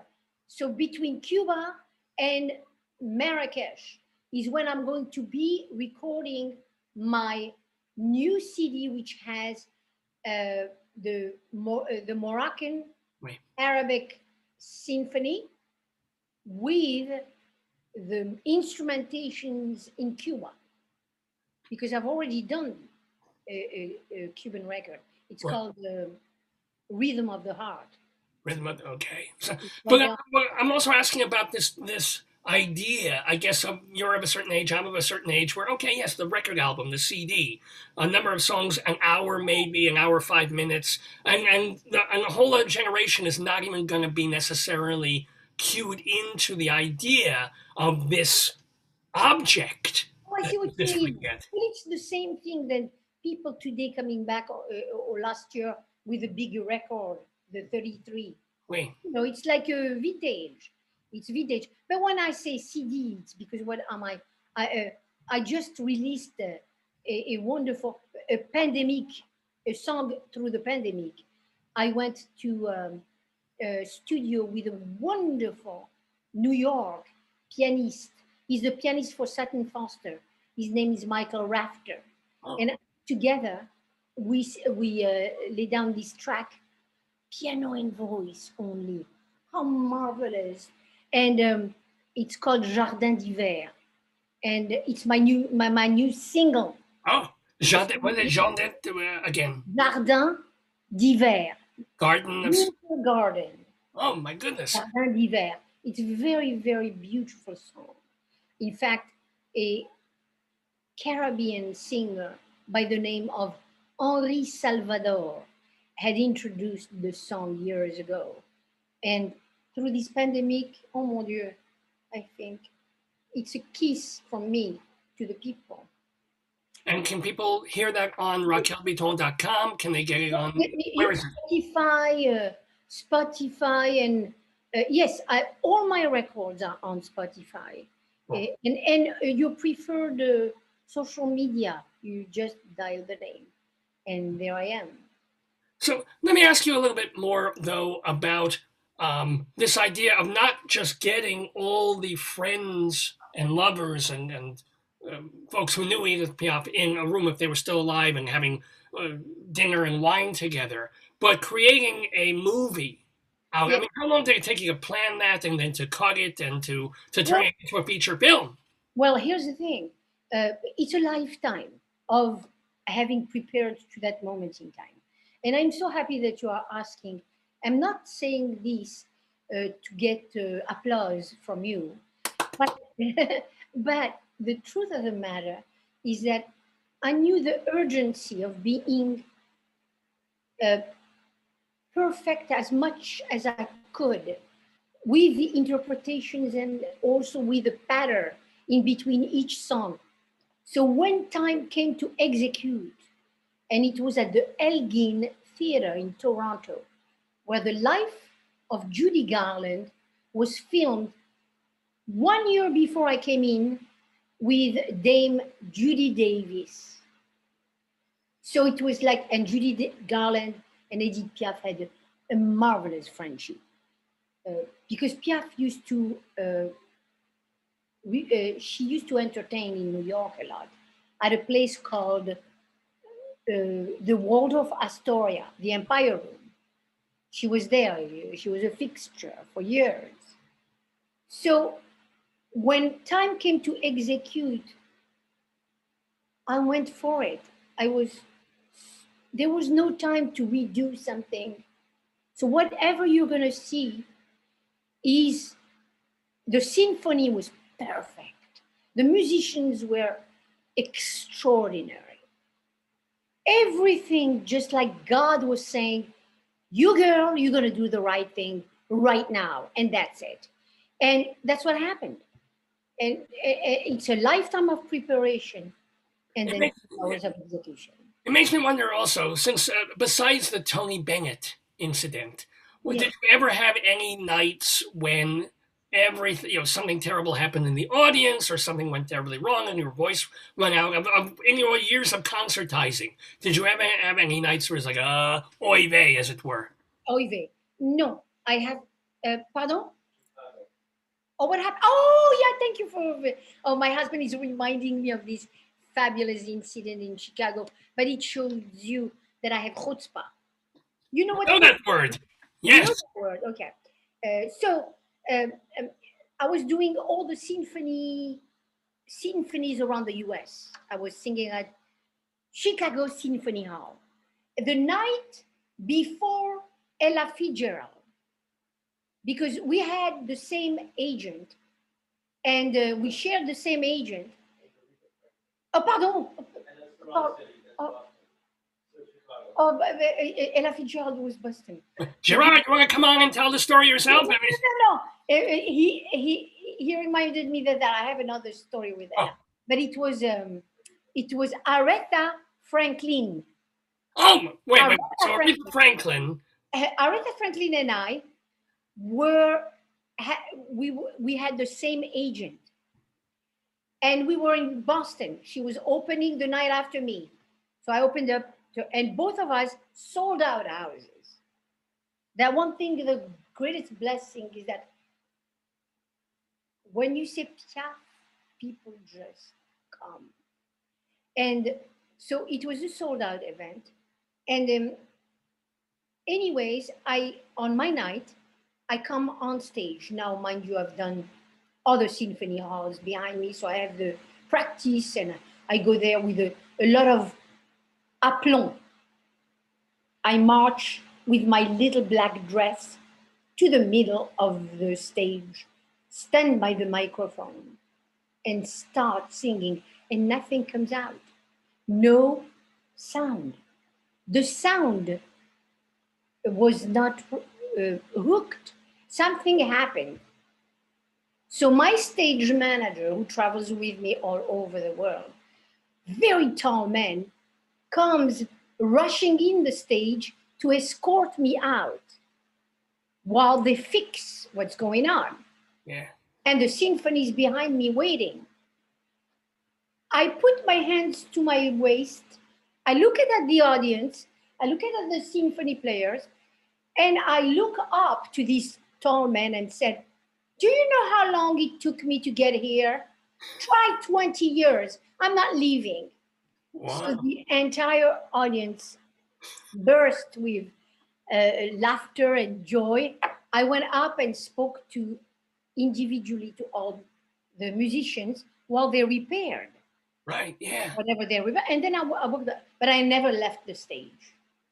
You're right. That's chutzpah. That's taking the situation. Would you, if they couldn't have fixed it, would you have tried to sing a cappella with just No, I would have laid down and died. Oh. You are Jewish. So what's the Ella Fitzgerald story? Well, she had a show in San Francisco at the Venetian Room, where I also was performing. So that's the similar story. That's not really. We shared stage. I shared a stage with her. Okay, that wasn't quite as good as the other one, I have to say. I stuck with the previous one. Here's one thing I do want to ask you about. One of the things that if we listen to you sing and when you do it, you have amazing diction. You really because you care so much about the lyrics and the words and the song, every word is very clear. But how can you teach me? I have never been able to roll my R's. I can go, I can do all day long, but I can't do it. How do you do that? Well, just imagine a soft, sweet, light gargle, like. No. That did not sound good. Hold it. Let me try with my my borscht. Very, very soft. Oh, wait. Let me see if I can do it while I'm singing. Oh, my husband. No regret. Oh. Not working. You are a funny guy. Is there an audience right now? No, well, I don't know if anybody's watching this right now. Yeah, no, there's people all over the world, all over America, and hopefully Israel, who are actually watching this right this second. Is a terrifying thought. Live? Yes, we warned you. This is live. Bonjour, Toda Rabbi. Tov Beseder Mapitam. Oh, yeah, thank you very much. And maybe there's people in Morocco watching it. Hey, that not to get negative on you, but since you were Jews in Marrakesh, which is an Arab country, you spoke Arabic, was there ever any anti-Semitism? Did you ever have to deal with any? No, you know the history. I hope you do know the history of the Jews of Morocco. And in fact, there's a documentary one day I am going to make called The Lost Jews of Morocco, because there were hundreds of thousands at one point, and now there must be 2,700 left. Why? And Why? Where did they go? What happened? the exode of leaving for France, Canada, and all of that, but no faults of anything else, but they're coming back a lot. They're coming back a lot. They have houses, they vacation. But let me, if I may say this, the Also, relationship. just we're back to your nose again.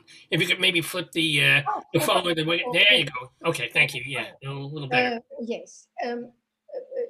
Let's not forget the history of the Jews of Morocco, and the Arabs of Morocco is a story that is so beautiful. The people, the Arabs of Morocco, are such kind, loving, respectful, great people. But let me tell you about this story which tells it all. The King Mohammed V, I knew him. Yeah, no, yeah. he had, God bless him, he had received in Morocco the visit of Hitler. Hitler said, I give you tanks, I give you armaments, I give you everything, give me your Jews. And he looked at him and he said, you get out of here. There are no Jews here, they are Moroccans. So He gets so much. to this day, the Jewish community, like in New York, it's incredible how they, every year it seems there's this remembrance with uh, uh, uh, uh, all the ladies in kaftans and glorious Moroccan wear celebrating Muhammad. King Mohammed V. Who, Muhammad. This is a story that should be told oh, on the it's right there on forecast. the internet. You have even videos on it. It's the truth. Moroccan, Arab Moroccan are the inspiration to decency, to kindness, to love. You should see what they're doing in Morocco now. I would love to see what they're doing in Morocco. You know, there's a neighborhood. We didn't live in that neighborhood. My father was and mother were working for the American Air Force Base. So they were young and hip and they wanted to be part of the people. But there was a neighborhood for the Jews if they wanted to. It's not obligation, but it was a Jewish neighborhood called the Mela. My parents lived in the Geliz, but in the beginning, it was in the Kasbah. They wanted to be amongst the people. Wait, Today, King Mohammed VI, his son, or was there a skip in the his lead? grandson, yeah, Grandson. King Yeah. Hassan II, very good man. King Mohammed VI, very good man. He has restored that Jewish neighborhood. He completely restored the cemetery. I mean, he's kept it, and he has named every street in that neighborhood and around wherever Jews lived. You had the streets, like Corcos, Monsieur Corcos. There's the street. Bitton, there's a street. Wait. Is there a Bitol Street there? No, I don't know about that. I wish, but But you weren't clear on one thing. If things were so good for the Jews for so many years, all the way through, why you said they all went to France? They all chose to leave. Why did they leave? It's I ideal. I don't want to be political, Oh, but I think it has a lot to do with what was happening at the time with other Arab countries, where the war, the 6 Day War, that whole thing, and everybody freaked out, and people started leaving. And but believe me, the Jews of Morocco are so loving and respectful of their birthplace. And the history of it is fascinating. You see, we came from Portugal, from Spain. wait. That's the explanation of the Jews. Let me ask you, because we have just a couple of more minutes here with Raquel Bitton, who, by the way, don't forget you can go to her website, raquelbitton.com, to get all her music, to her albums, including her new single. What? Wait. On Spotify, all my music. Well, okay, so you've got the website and look for Raquel Bitton on Spotify, including the new single, Garden d'Hiver, what is it? Jardin d'hiver. Jardin d'Hiver. Yeah, you'll find that there. And most importantly, your documentary is serving as the vehicle for a benefit for Broadway's Best Shows and the Actors Fund. Is that where the money is going for? Yes, what an honor. Yeah. Yes, the gentleman Jeffrey Richards, Oh, wait. who is a magnificent producer on Broadway. Wait. He's put this together, and yes, this is to benefit actors fund, and it's a very, very important thing to do, because what would we do without actors? Well, we've been learning for 11 months, but yeah. Yes. True. Yeah. Yeah. Did you try your hand at acting ever? Because you're a very strong presence, and you've done. Oh, yes, I am an actress. Every day when I sing a song, I don't sing a song. I live the song. I portray the character. So yes, I act in all the time. Have I made roles and things like that? No, but I am very much open. Let me ask you also.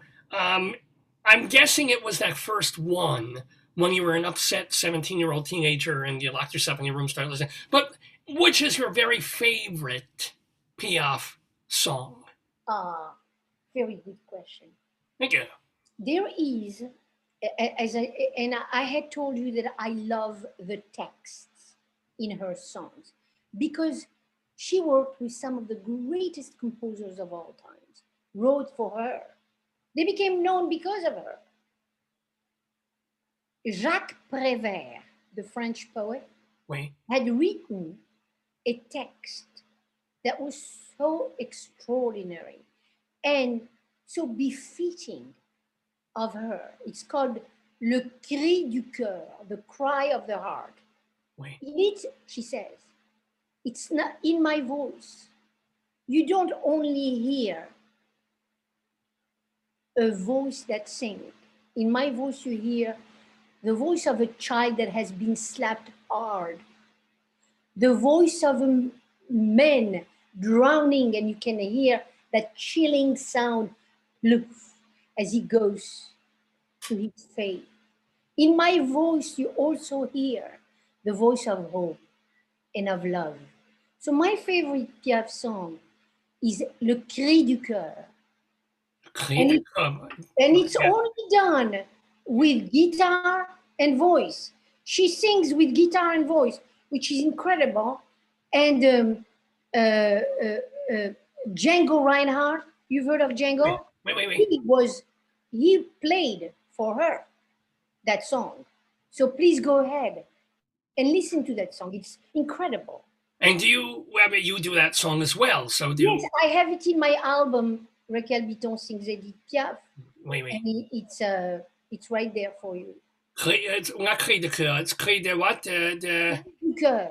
Oh, it's Cri de Cœur. Yes. And the songwriter was Jack Perbert. No, Jacques Prévert. I know. I know. I had to do that there for a little bit of comedy. Let me thank so much our guest in the Daverhood, Raquel, and it's Raquel. There's no C in there or anything. Raquel Bitton, Bitton. So find her songs on Spotify and also find her website, raquelbitton.com. And most importantly, go find Piaf, her story, her songs, and watch. You have about 3-4 days to watch it, starting on Monday, available on Broadway's Best Shows and the Actors Fund YouTube channel. It's the documentary that she put together, that she directed and performs in, going back to 2003. All of these people who knew Edith Piaf, and her, of course, doing some Edith Piaf. So, first of all, I want to wish you much continued success and best of luck on your upcoming, when you finally get to Cuba to do the rest, to do the new album. Thank you so much. What a pleasure to meet such a wonderful and colorful and fabulous Rabbi. Shalom. Well, shalom to you. And have a great one. Thank you for being with us. Au revoir. Adieu. Adieu.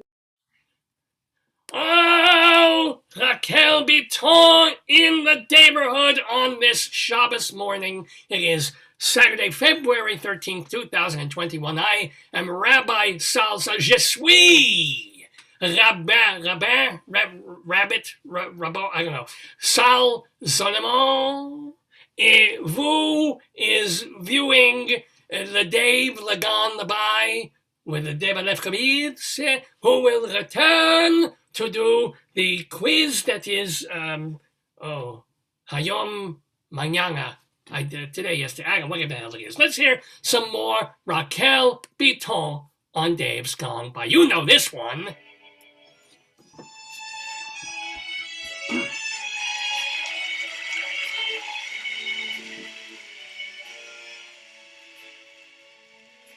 Hold me close and hold me near. The magic spell you give. This is my young rose.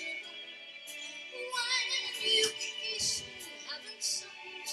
And though I close my eyes, I see like young rose. When you press me to your heart, I mean a word apart. And where roses grow. And when you speak, angels sing from above. Every day song seems to turn into love song. Give your heart and soul to me, and I will always be la vie en rose.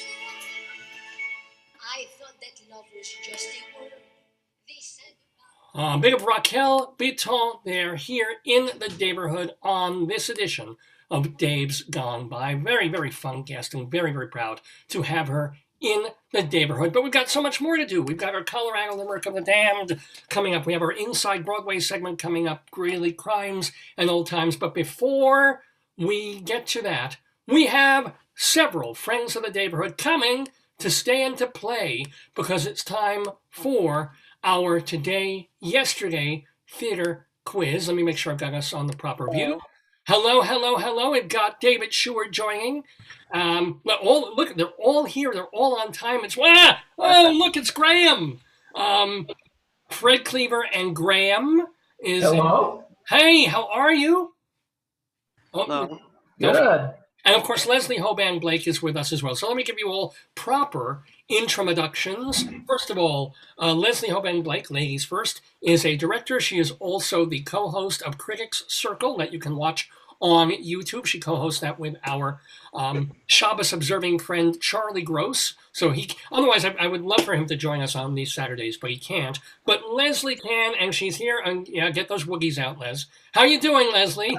I'm fine, thank you. I left the impeachment. They just voted to allow witnesses, and Lindsey Graham changed his vote to yes because he's threatening that they will spend months on this because they'll call every witness you can think of. So I don't know what's going on. I put it on tape, and we'll see what happens. They'll probably still be all mulling around when I go back in an hour from now. Remember that, I'm Fred. Hello, Fred. Fred Cleaver, is Wendy going to be joining us as well? They will. Oh, good. But if she will join us, Graham, the head, actually, Graham will help me if she doesn't. Wait, sorry. What? I didn't hear what you said, Fred. I'm waiting to hear what you said. Oh, what I said? I said hi. That's frightening. Okay, thank you. And here's Wendy. Hello, Wendy. I have this little guy. Hello, Graham. Hello, Wendy. Hi, everybody. Yes. That's my daughter-in-law's name. It's a favorite name of mine. So David, you don't have a friend in terms of a furry. I could get up and get one if I felt like it. Right now, David Sheward is the former. He's former managing editor of Backstage. I always forget to mention that part. Yes. Former president of the Drama Desk and current writer for TheaterLife.com, CulturalWeekly.com, as well as the David Desk blog. Yes. And Fred Cleaver is a writer as well. Fred, have you done any writing? Recently, I know you used to write science fiction and stuff. Have you done any stuff recently? Not recently, no. But Is there published stuff that folks can read?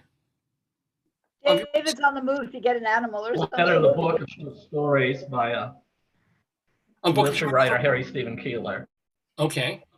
And that's Yeah. available on Amazon. So what's the name of the book? It's called Strands of the Web. Okay. Strands of the Web. Strands of the Web. He did something called web work plotting, where he put a lot of weird stuff together. Oh, cool. Okay, and so you have a story in that book. These are all stories written between like 1915 and 1920. Oh, all right. Yeah. So I'm sorry. I'm a little. Did you edit the book, or did you gather, or you wrote for it, or I'm missing something because the feed is not great. I edited it. I wrote an introduction. I made a bibliography of all the stories I found. Researching the Library of Congress and other places. All right, excellent, good project. That's Fred Cleaver, by the way. Now, Wendy is not visible. I think she's sitting by you, but she's not visible, or she's still walking around. There she, yeah. So, Wendy, we kind of need to. There we go. If you guys can scrunch together a little bit more, that would be really, really cool. How you doing, Wendy? How are you, Wendy? Oh, it's freezing here. It's freezing. Oh wow. It's like -2. Wow. Where is there, Wendy?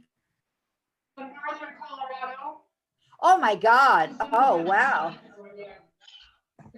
I forgot he was your Colorado friend. I realized that now as I said that. Yeah. Yeah. So but you've been good. Everything's been good. I love your outfit. I love the is that a scarfy thing or is that just a blouse under a?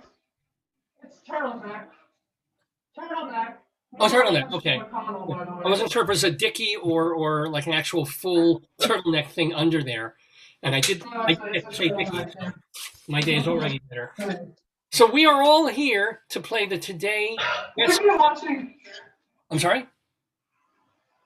I was going to bring up something sad. And Leslie also mentioned she was watching it. Yeah, we've been watching the hearings. I put it on tape. I just turned it off when they took the vote to get the witnesses. Yeah. And Lindsey Graham is such a piece of slime to do what he did because they're planning now to call 150 witnesses, We'll to see. make it go on forever. Yeah, but I'd like to hear. Well, yeah. I'd like to hear the theater critics on the defense attorney. Oh yeah.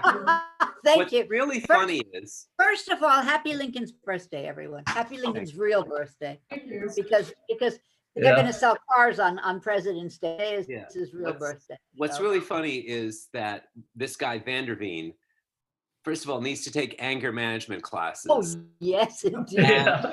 And he gets to this and he says, I need to depose witnesses at my office in Philadelphia.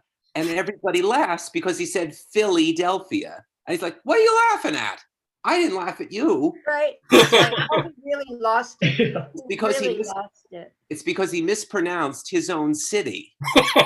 That's what they were laughing. Yeah. Well, that's okay. Didn't he get Ratzenberger, whatever his name is, wrong? He named him after a sports figure instead. I don't remember if it was him or Castor. Oh, was it the other one? Yeah. Well, they're both morons. Who I went to high school with. Oh, really? Wow. Yeah. Yes, I went to high school with Bruce Castor. And was that in Colorado? Oh no! Was he always a dum-dum? Was he always a dum-dum? No, he was a very nice guy. No, nice has nothing to do with being dumb. Was he dumb? Is what? No, he wasn't dumb. He turned into a Jewish lawyer. How dumb could he be? Do you know what they call a lawyer who's at the bottom of his class? What? Gifted? A lawyer. Yeah, well, yeah. If you pass the bar, of course, whether you're 405th or first. That's right. But he was. That's right. But I remember him as a nice guy. I visited. We worked on the school newspaper together. I visited his house. I didn't ask about his parents' politics at the time. But he since became district attorney in Montgomery County and briefly acting attorney general for Pennsylvania. He's rabid. I don't know if he's rabid or anything, but well, he annoyed the hell out of Trump, which is nice. I'm happy to hear that. He what? That first day, because he said that the other side had done a very good job. Oh, okay. Well, you're allowed to say, you're allowed to compliment the other side. I think He thought it was. Sure, you I know. think he thought it was disarming, but Trump, of course, thought it was traitorous. So you know. And this guy Vanderveen is more. This guy Vanderveen is more in Trump style, yelling and screaming. Yes, yes, and lying. You know, lying and yelling and Yeah, screaming. lying and yelling and They go screaming. together, right? Speaking of which, I do this program where I lie and yell and scream, and also do this contest. It's called, pardon me, the Today Yesterday quiz. So here's the deal. You guys have all played this before, so you all know how it works. But I'll say it for the people who are tuning in for the first time anyway. And yes, as always, I've forgotten to pull up the Roll a Dice site, but I'm doing it right this second. Here's the deal. I'm going to need, and I also need a pen. Hold on. No, this day will go down. By the way, You think he would know what to have by him at this point? by the way, I know. Yeah. in the future, Yes. this day might be a question because it's a very important day historically. Because of the That's why. impeachment? Yeah. Maybe in 20 years, future generations will have a question like this. Oh, I see. On this Okay. day. David, do you Yeah. remember the day of the last impeachment a year ago? No, it's Sure. forgotten. Nobody But remembers. you bring up plenty of obscure stuff that people don't remember. That is true. Well, That is we're true. about as obscure as they get, so you know. Thank you so much. Yeah, dissed by my own. I said we. I said we. I We know. are. I didn't say you. So I need from you all numbers. So here's the deal. As well, we have two women. How do I do that? I guess because you're relatively new guests, The guests I'll go let first. Wendy and Fred choose a number between 1 and 6. 3. 3. And now, with all due respect, Leslie, you get to choose next. Stay with 2. I've done very well with that 2 weeks in a row. Okay. So maybe that's the end of the run. 2, 2, 2. You know, I don't know. No, Room 222. Anybody remember that show? Yes, Sure. I do. Sure. And David Sheward, you were going to go with I'll go with 4. 4. Oh, so you're Oh, all we're being like. 4 clumped together like that. Wow. So here's the deal. Let's figure out who gets the opportunity, should they want to go first. Now, I do have the roll of die. Oh, there it is. So let's roll that die. Ba-ding. Okay. It came up with a big number 6. So that is closest to David Sheward. So David Sheward, you get to choose whether to go first, second, or third. I'll go first. I was going to say, why don't you just do a drum roll and let there be a suspense for half a second before you say your traditional I go first. We roll again. Okay, really? It came up 6 again. That's weird. All right, so I gave up my 6. It's just taunting me. That's Yeah. all. well, because it came up 6, that's closest to Wendy and Fred. So Wendy and Fred get to choose whether they are second or third.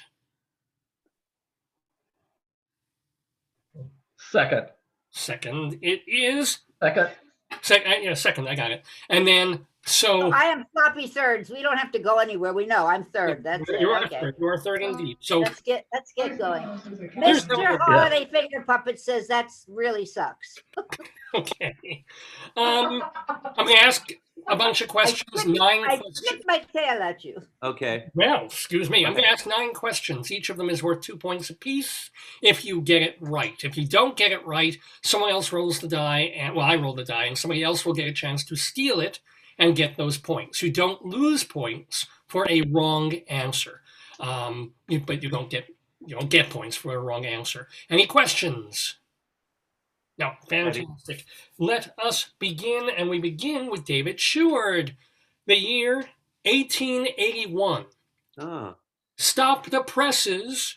The first issue of the French newspaper Le Citoyen was published today. And for 10 years, the publication made a splash for what reason? It's a multiple choice. Okay. A, it called for France to break off all relations with the United States.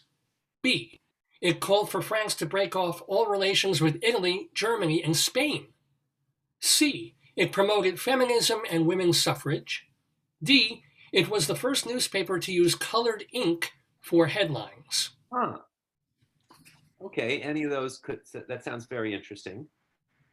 So, and I will happily read the question again for those of you playing at home. I got it.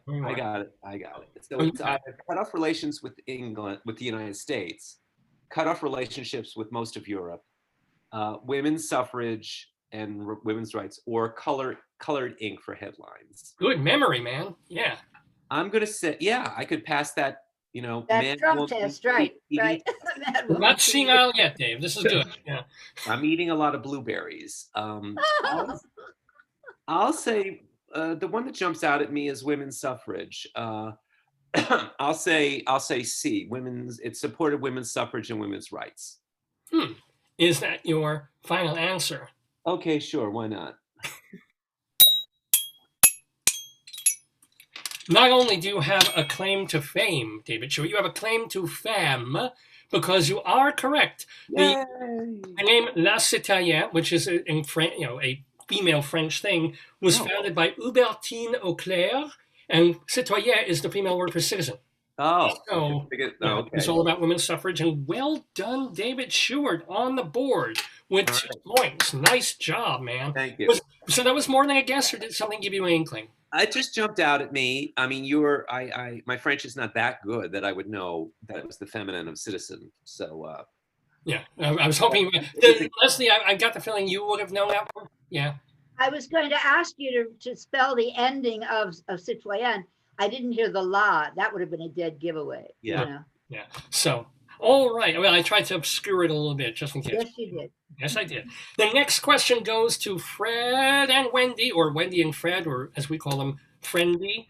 And we move up 10 years to 1891. Born today in rural Iowa is this regionalist painter, co-founder of the Stone City Art Colony during the Great Depression, and famous for a painting whose subjects included his dentist. Name him.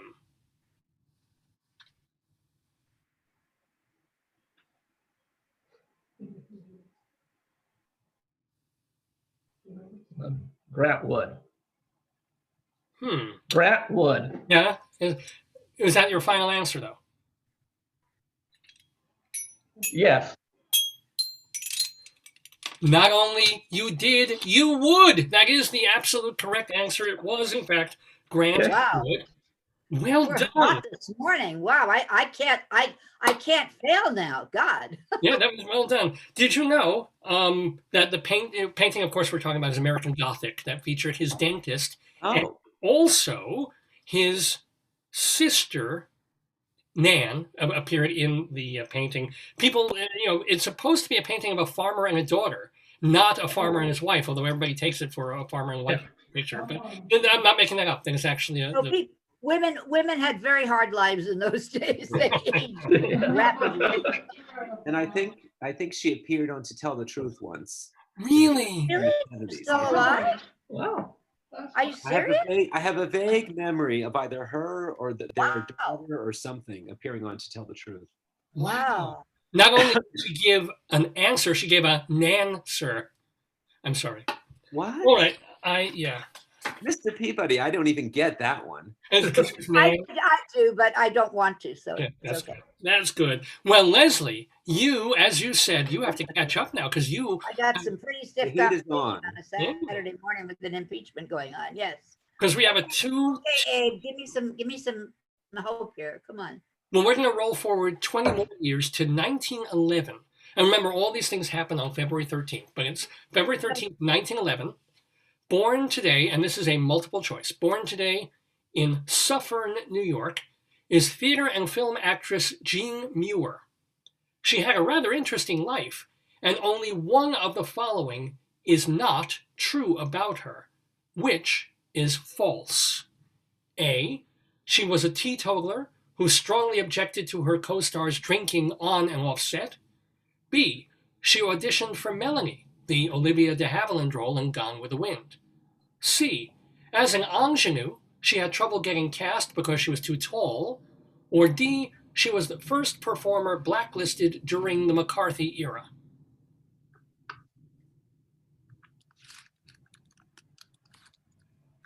Yours M-U-I-R, Muir? That is correct, yes. Jean Muir. which was not true. Right. I'll read them again. She was born today in New York. Yeah. One of these was not true about her. A, she was a teetotaler who strongly objected to her co-stars drinking on and off the set. B, she auditioned for Melanie in Gone with the Wind. The role went to Olivia de Havilland. C, as an ingenue, she had trouble getting cast because she was too tall. Or D, she was the first performer blacklisted during the McCarthy era.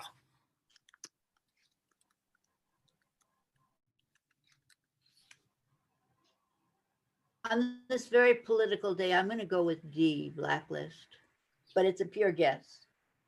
Okay, I really so going with the blacklist. Is that your final answer? It is. I don't like David pursing his lips like that. Oh, I'm sorry. No, that's okay. Oh, I'm afraid you have to paint that question black, Leslie Hoban Blake. That is not. Okay, well, there we go.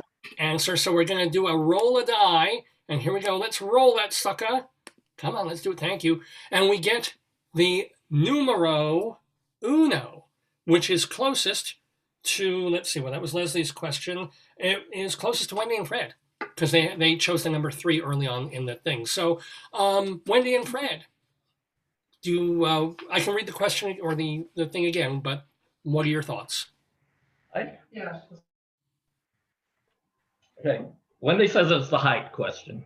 Height answer. The height answer is not true. Final answer. Yes. Short people got no reason to act. I'm afraid that is not the correct answer. No, that is not true. So, David Sheward. All right. Read the whole thing again. Sure. Down to 50-50, David. Born today in Suffern, New York, as theater and film actress Jean Muir. She had a rather interesting life. One of the following, only one, is not true about her. A, she was a teetotaler who strongly objected to her co-stars drinking on and off set. Or she auditioned for Melanie, the Olivia de Havilland role in Gone with the Wind. And, well, the other two. Oh, the other two were she was blacklisted. During the McCarthy, and as an ingenue, she had trouble getting cast because she was too tall. So that was true. Evidently. So it was true that she was too tall and that she was blacklisted. So the only other 2 things left are she auditioned for Melanie and Gone with the Wind, and the other one was that she was a teetotaler and objected to people drinking on the set. Right. I think that this is a trick question, and that she actually auditioned for Scarlett instead of Melanie, and that you sort of tricked us around with that. So I'm going to go with B. You're going to go with B. Is that she auditioned for Melanie, the Olivia de Havilland role? I'm going to say that is not true. Well, I'm afraid you have broken wind, David Sheward. I could have gone with the wind, but no, she actually did audition for Melanie in Gone with the Wind. The role. The thing was, she was not a teetotaler at all. In the 1950s, she was an alcoholic with terrible cirrhosis of the liver. You know, I made a mistake when I said the blacklisting because I thought I figured she was the first blacklisted. So instead of going negative, I went positive. It's too early in the morning. I can't do all that. She was the very first name in Red Channels. Yeah. So she was blacklisted, a drunk, and too tall. Basically, yes. You're a typical Hollywood actress. Which is why we don't remember her. I can't tell what she looks like. That's why. But the theater folks in this with us, you know, David Sheward, Leslie Hoban Blake, and theater fans in Fred and Wendy will appreciate this. She got over the drinking and stuff. She lived to the 1990s and ran the theater department at a small college and even got to direct The Crucible. And she said, quote, "If you decide to do The Crucible, I think you'll be missing an awful lot of publicity by not using me as the director." Because of course she was the very first person in Red Channels. So I thought that was kind of neat. Yes. But this one goes to the dealer. No points to any. Dave, how tall was she? She was 5'9". Oh. So it wasn't insanely tall, but when you figure, you know, she's as taller than. When I acted in the 70s and 80s, when I acted, I had to wear flats, and I was 5'9" before I lost all the height. I was 5'9". Did you lose parts, do you think, because you were just taller than some of the I folks? didn't lose parts, but I had to wear flats in roles where it looked silly for me to wear flats. In Shakespeare, it didn't make any difference because but in regular roles, to wear flats was kind of like strange. But see what happened when I would try and get cast in roles, I put on huge high heels, and I still didn't. Still nothing. Long decade, David. A few years later, you would have been cast in everything. Good point. Well, we made it through round 1 of our yesterday quiz. By the way, it's about 10 after 11 in the morning Eastern time here in the Daverhood, where you are watching Dave's Gone By. And we are playing with David Sheward and Leslie Hoban Blake and Fred Cleaver and Wendy Hoban. Wendy Highby. Sorry. I get the H's confused. And so it's currently David Sheward with 2 points, Wendy and Fred with 2 points, and Leslie nothing yet. But of course, all that can change in round 2, which begins with David Sheward. Are you ready, David? I'm ready. The year 1914. Composer Victor Herbert, alongside other composers, publishers, and attorneys, met at New York's Hotel Claridge to found what not-for-profit organization? Now compose. So it could be ASCAP or BMI. I think it's ASCAP. I'll say ASCAP. Is that your final answer? Yeah, sure. Oh, I shouldn't say this, but I will. You know your butt plugs because it is indeed an ASCAP. Well done. Oh, I get it. Yeah, you get it. Yeah. I get it. I didn't get the last one, but I got this one. You did, yeah. And that's what you said last time, too. Composers, authors, and publishers. ASCAP was found because there was the lawyers, and they were trying to, obviously help the writers get right. I think BMI was later. I think so too. I don't have that info on. But David, you now have 4 points. You are in the lead. But Wendy and Fred can pick up some points right here because they get the next question. And the next question is for February 13th, 1920 is the year. And this is a multiple choice. Founded today and tomorrow, the Negro National League, comprising 8 baseball teams. Which of these Major League Baseball players did not get his start in the Negro League? Okay. Is it A, Jackie Robinson, B, Roy Campanella, C, Don Newcomb, or D, Bob Gibson?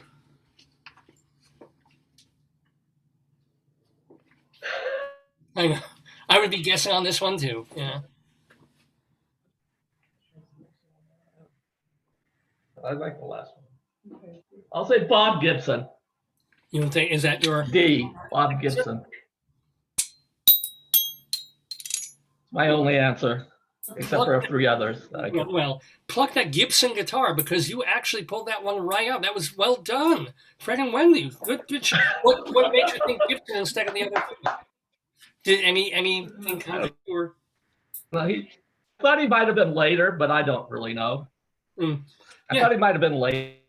Right, he was so Gibson was a little bit later, which meant he started right in the Major League Baseball. He wasn't in the leagues first. One of those guys I never even heard of, so I don't know.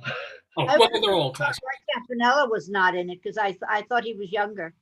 Right, Yeah, I didn't know that he was. I really didn't know that. Yeah. Hey, listen, do we have a double Jeopardy round? Because I'll never catch up. Wait, first of all, it's only 4. It's 4-4. I understand that, but I'll never catch up. So do we have a double Jeopardy round? Can I go double or nothing? Potato says there's always catch up. Always. Because he's a potato. Yes. David Sheward, I keep giving him these lines. I'm sorry. It's my fault, not his. I have to take my responsibility. Also, was Bob Gibson related to Josh Gibson? The singer? Or no, Josh Gibson was a Negro Leagues baseball player in the 20s. Oh, I did not. Wow. I didn't know that. Yeah, Josh Gibson. I just stopped my roller guy thing.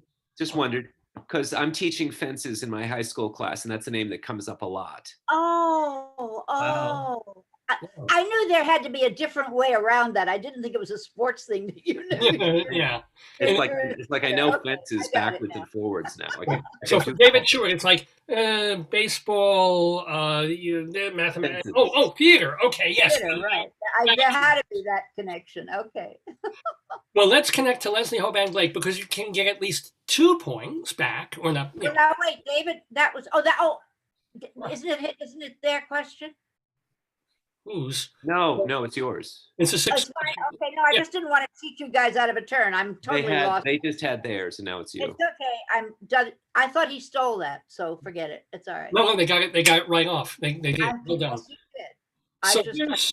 So now, Leslie, we know you love movies, and David too, of course. You love movies. Here's a movie question for you. The year 1932, okay, released by Hal Roach Studios today, is the. Well, I just want to read this one. Yeah, released by Hal Roach Studios today is Free Eats, the 112th Hour Gang short comedy. Which of these was not true about this particular entry in the series? Is it A, the villains were 2 midgets, B, it was the debut of George Spanky McFarland, C, it was only the 3rd Hour Gang talkie, or D, trick question, they're all true? Oh. Okay. I thought Spanky was in all of them, so I didn't realize that he was a late entry. 3rd talkie, 1932, 100 and something. 112. Yeah. They were cranking those out more than that, I think. I'm sorry, I'm thinking out loud. I shouldn't do that. All right. How come nobody thinks out soft?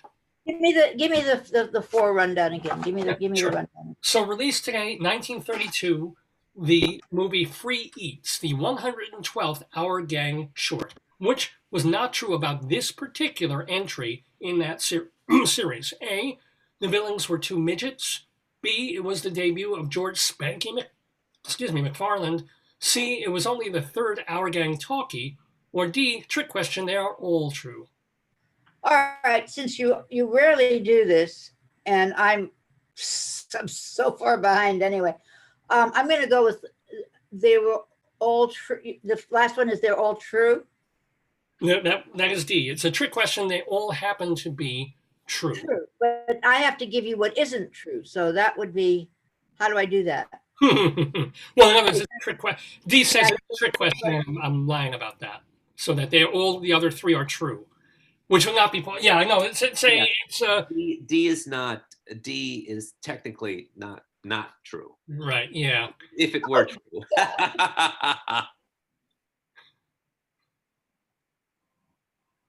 Okay, I'm gonna go with D. Okay. I understand the confluence. Yeah. No, David caught the philosophical construction of that question is problematic. So, but Leslie. The truth is, I'm afraid that is not the correct answer. Ooh, language. Not my day, I should quit now. I'm going to go back to the impeachment, guys. I can't catch up. So. Now, hold on. You never know. Let me roll a die to see who can. Okay, the die came up. Number 3. So Wendy and Fred get the question if they want to steal it. Free Eats, the Hal Roach Our Gang comedy, released today in 1932. Which of these was not true about that movie? Was it A, the villains were 2 midgets, B, it was the debut of George Spanky McFarland, or C, it was only the 3rd Hour Gang talkie?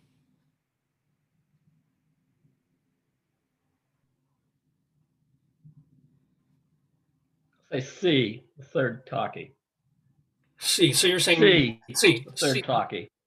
That is not true. It was not the 3rd Hour Gang talkie. Not true.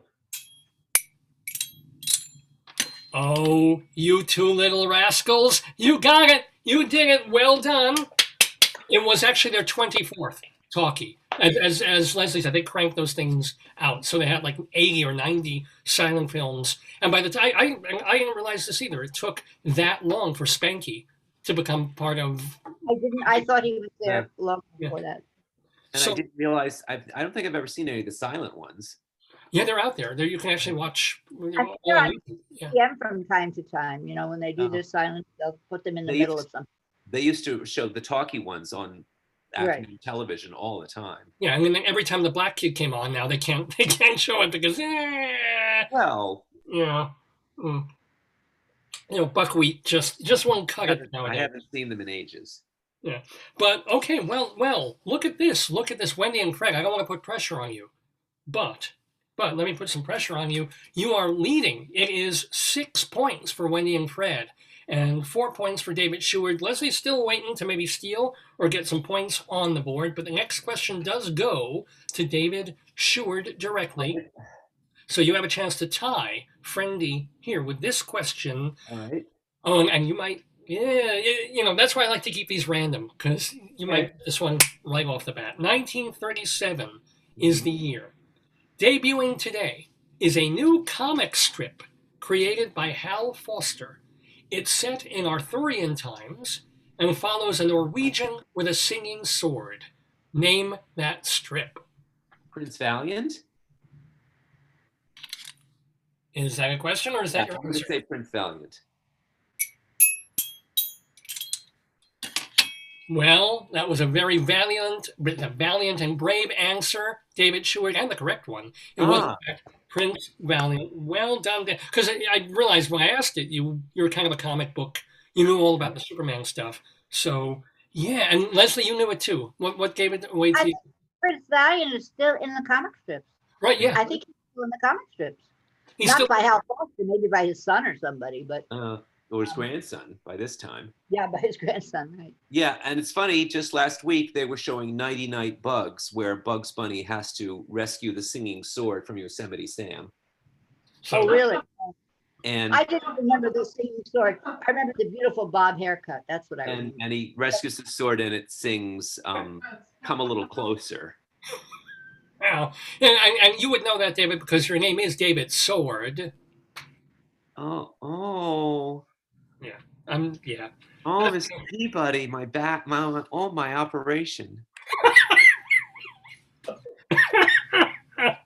Thank you. So that was an exceptional one, David. Oh, my operation. They used to say that in the Betty Boop cartoons. Did there? Oh, that's funny. I never heard that. I've never watched the Boopster, so. Yeah. I love Betty Boop. Betty Boop was my ideal at one point. Was she really? Well, I have a lot of little Betty Boop paraffin, memorabilia. It's all packed away. I don't know where any of it is now. No, I did not. Another thing we learned about Leslie Blake. That's interesting. It's adorable. I'm sorry? David Sheward, you know who played Betty Boop? I bet you know. Thank you. The olive oil girl, right? See, I gave you a softball there. Yeah. Well, boop, boop, doop. It's time for our next question, which now goes to, let's see, Wendy and Fred. So, Wendy and Fred, you are tied with David Sheward for the lead. This can give you the lead alone if you get it right. You guys ready? How are you doing? Are you doing Wendy and Fred? Because unfortunately, we can barely. Wendy's far away from like the mic, so we can't really hear her, and we barely hear you guys at all. So there we go. Okay. A little better. Since there's a delay. Oh, well, here we go. Are you ready for your next question? Here we go. The year 19. Yes. Oh, Graham, good. Graham's gonna. No fair Graham helping though, because 3 against 1 and 1 is just not fair. Graham a gopher, or is he a groundhog? Groundhog. I would like to kill him. Groundhog. I'm sorry. I mean you're no disrespect, but the groundhog this year has really done us in. So I'm very It's not unhappy. the groundhog's fault. Okay, all right. Yeah, blame the victim. Okay. It's a political year. 6 more weeks of stupid. There we go. That's what it is. But we have Wendy and Fred waiting for question number 8, which is 1943. Okay, on this date. Now, years later, a novelist wrote of this event. It was, quote, tremendously expensive and meticulously planned, and so meaningless, finally, that only one person on the entire planet got any benefit from it. I am that person. I wrote this book, which earned a lot of money for me and made my reputation such as it is. One way or another, I got $2 or $3 for every person killed. Some business I'm in. Okay. For one point, name the event. For the other, name the book.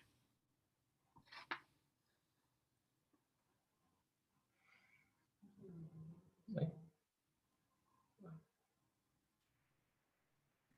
1943. That is correct. Yeah.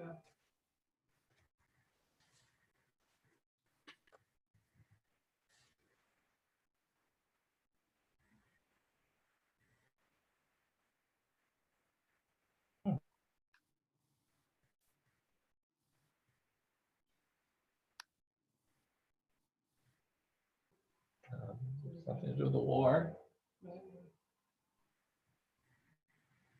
Yeah.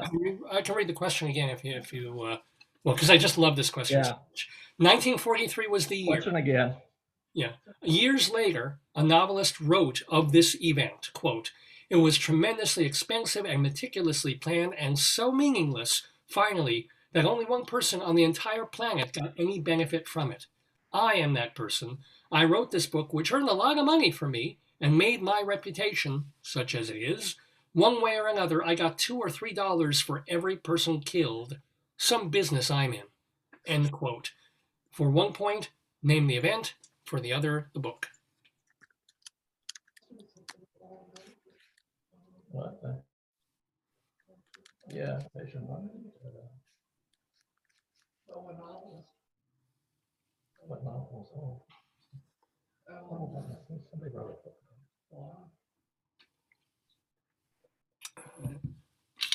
I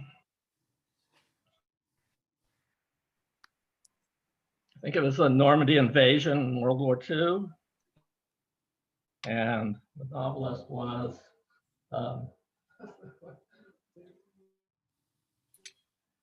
James Jones.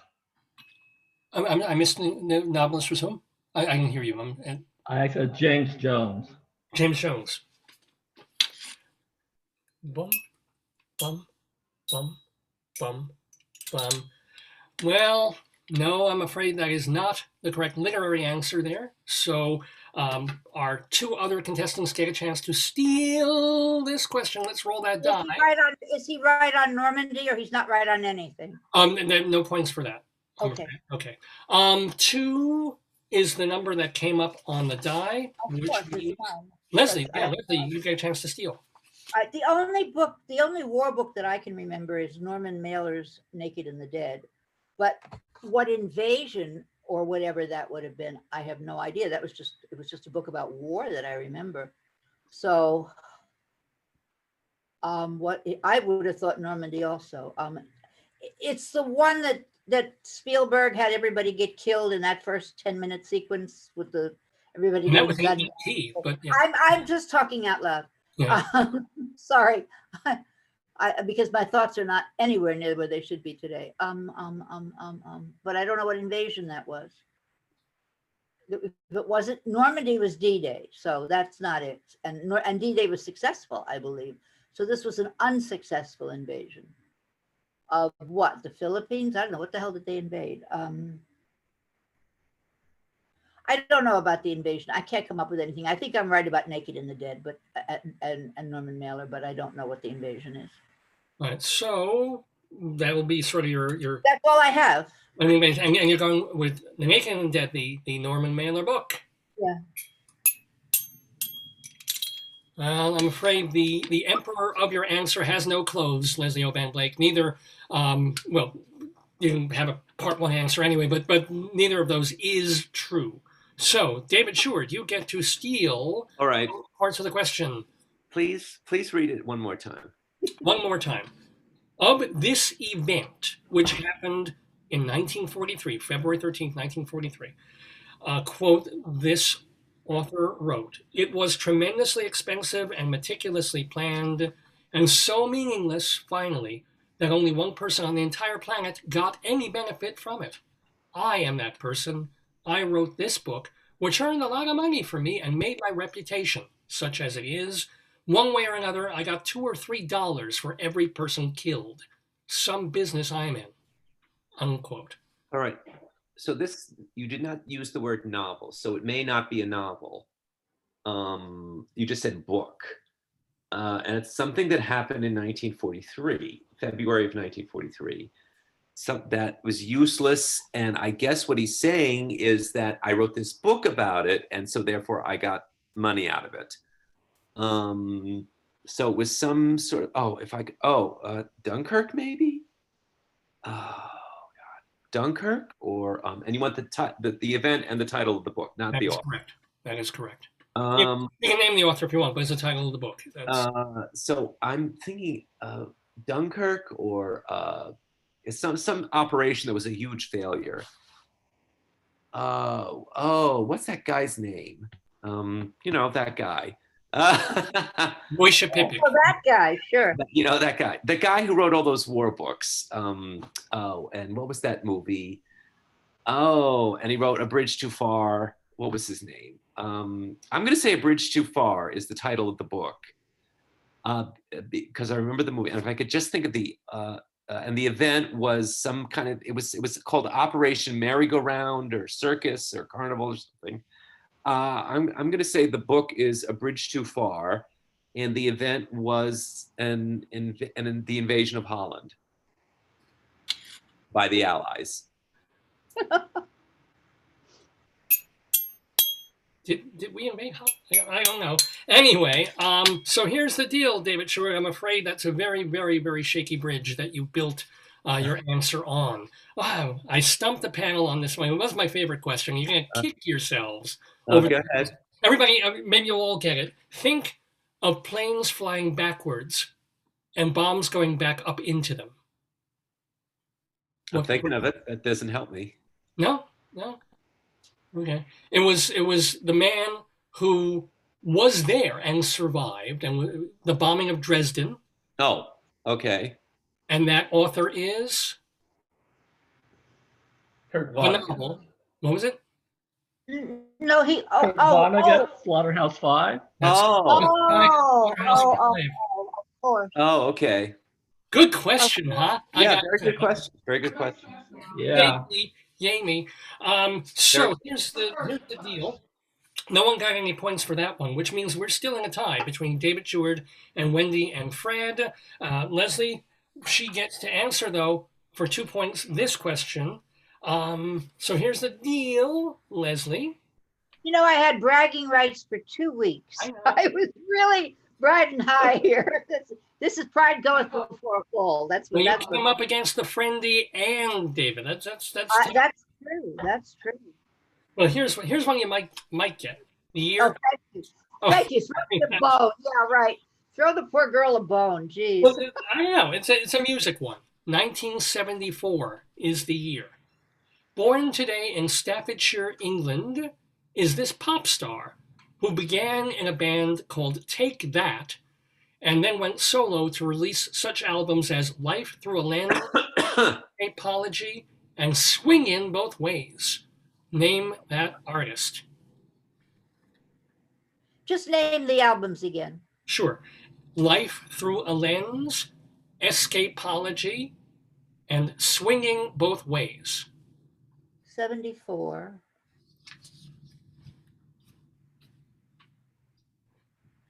Take That.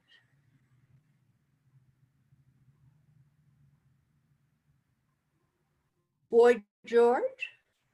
Was that his name, Boy George? No, he wasn't born with that name, but... Okay, well, that's the only one I can think of, Boy George. Oh boy, that is not the correct answer, Leslie. I'm sorry, but no, it was not Boy George. So we get to roll a die and see if anybody can steal this question. We come up with the number 5 on the die, which gives this opportunity to David Sheward. Okay. And if you get this question correct, you win the game, because it was a tiebreaker if we need it. Let's read the question, please. Born in 1974, in Staffordshire, England, is this pop star who began in a band called Take That and then went solo to release such albums as Life Through a Lens, Escapology, and Swinging Both Ways?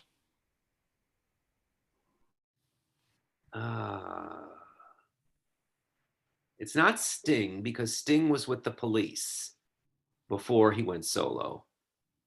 And someone was born in 74. It could be Phil. I don't know. That phrase "take that" is so familiar. I've seen that. I mean, I've seen that name before in connection with something, and it's not. Who was going to take that? A British someone. Phil Collins. I'm gonna guess Phil Collins. Is that your final answer? Yeah. I'm afraid you've had your fill of that question. That is not the correct answer. I mean, he was in Genesis. I mean, he would have been like 4 years old if he was in Genesis in 74. Okay. So, Wendy and Fred, oh my goodness, Wendy and Fred, you can win the game if you get this answer correct. Born in 1974 in Staffordshire, England, a pop star. They're conferring. I've heard the name. George Michaels. I heard George Michaels there. Is that the correct answer? I hope so. Well, hang me in the bathroom till I die. That is not the correct answer. Well, George Michael's joke there. I'm sorry. No, you're from my generation. It's all like 10, 20 years back. The person I'm looking for is Robbie Williams. Anybody remember? He's not that big in America. He's huge. Doesn't ring a bell. You probably saw that the most famous video he did is where he does a strip tease, and he takes off all his clothes in the video, and then he starts peeling off his skin, and you just see. No, but now I have to go back and find that. I never saw it. Right, it's a very famous video. It was a big. Well, obviously not for me. Okay. Not for anybody in this room. Guess what? Tenemos un tie. We have a tie, ladies and gentlemen. So we're going to get to our tiebreaker. If you all have maybe a pen and paper.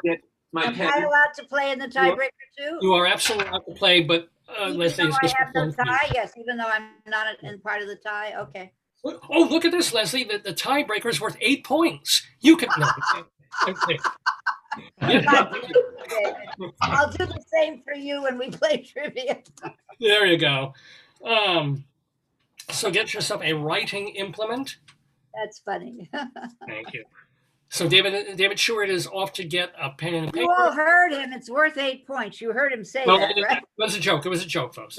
So I'm afraid that you're out of the running on this particular. When I re-edit the video, the joke part will be gone. Okay. Right. So here we go. Joyce, is he right. giving you the Lin-Manuel I'm back with my piece of paper. I sent him? Wait, what? Didn't hear you, Les. I was asking Joyce if you were giving her the Lin-Manuel Miranda stuff that I send you. Oh, that's just evil. I bet you don't bother. Well, probably not. Anyway, so you guys are ready for. So here's what we do. I'll ask the question. I'll probably ask it twice, and then I'll count down from 3, and then you'll show your written answers on a piece of paper so that you're all at the same time. And then we might wind up with a tie, which is fine, or we might wind up with a winner, which would either be David Sheward or Wendy, Highby, and Fred Cleaver. So you got your writing implementation there, guys. I see you, and you guys are good. Okay, here's our tiebreaker for today's Today Yesterday question. The year 1960. They called Frank Sinatra the chairman of the board, specifically because he founded a record label. He ran it for 3 years before selling it, to a bigger label. For a point apiece, name both labels. I'll read that again because I kind of screwed that up. But 1960 was the year they called Frank Sinatra the chairman of the board, specifically because he founded a record label. He ran it for 3 years before selling it to a bigger label. For a point apiece, name both labels. Okay. All right. All right, we've got don't yes. David's written down. Leslie's writing pens down. Are we all ready? Are we all ready to show our? So I'm going to do a countdown down to 3, 2, 1, and then we're all going to show our things. Don't even know what that means. Here we go. The answer to the question: 3, 2, 1, go. Okay, I see Capitol Records, Columbia Records. I see a question mark in Columbia, and I see Rapice Records and Capitol Records. Okay, here's the deal. With 1 point, Wendy and Fred get it because it was in fact Reprise that was sold to Warner Brothers Records. Oh. So it wasn't Capitol, but it was Warner Brothers. Frank Sinatra found it Reprise Records. 3 years later, didn't want to run it, and he sold it to Warner Brothers. And now you still have Warner Brothers Reprise. I think it's still an imprint and I think. So amazingly, oh my God, the guests, Fred and Wendy, winners. 7 points for them, 6 for David. Leslie, you get the consolation prize, the consolation potato. Oh. You're sending that to me. If you send it to me, I will eat it. No. Reapers, Leslie, sore loser. My goodness, no.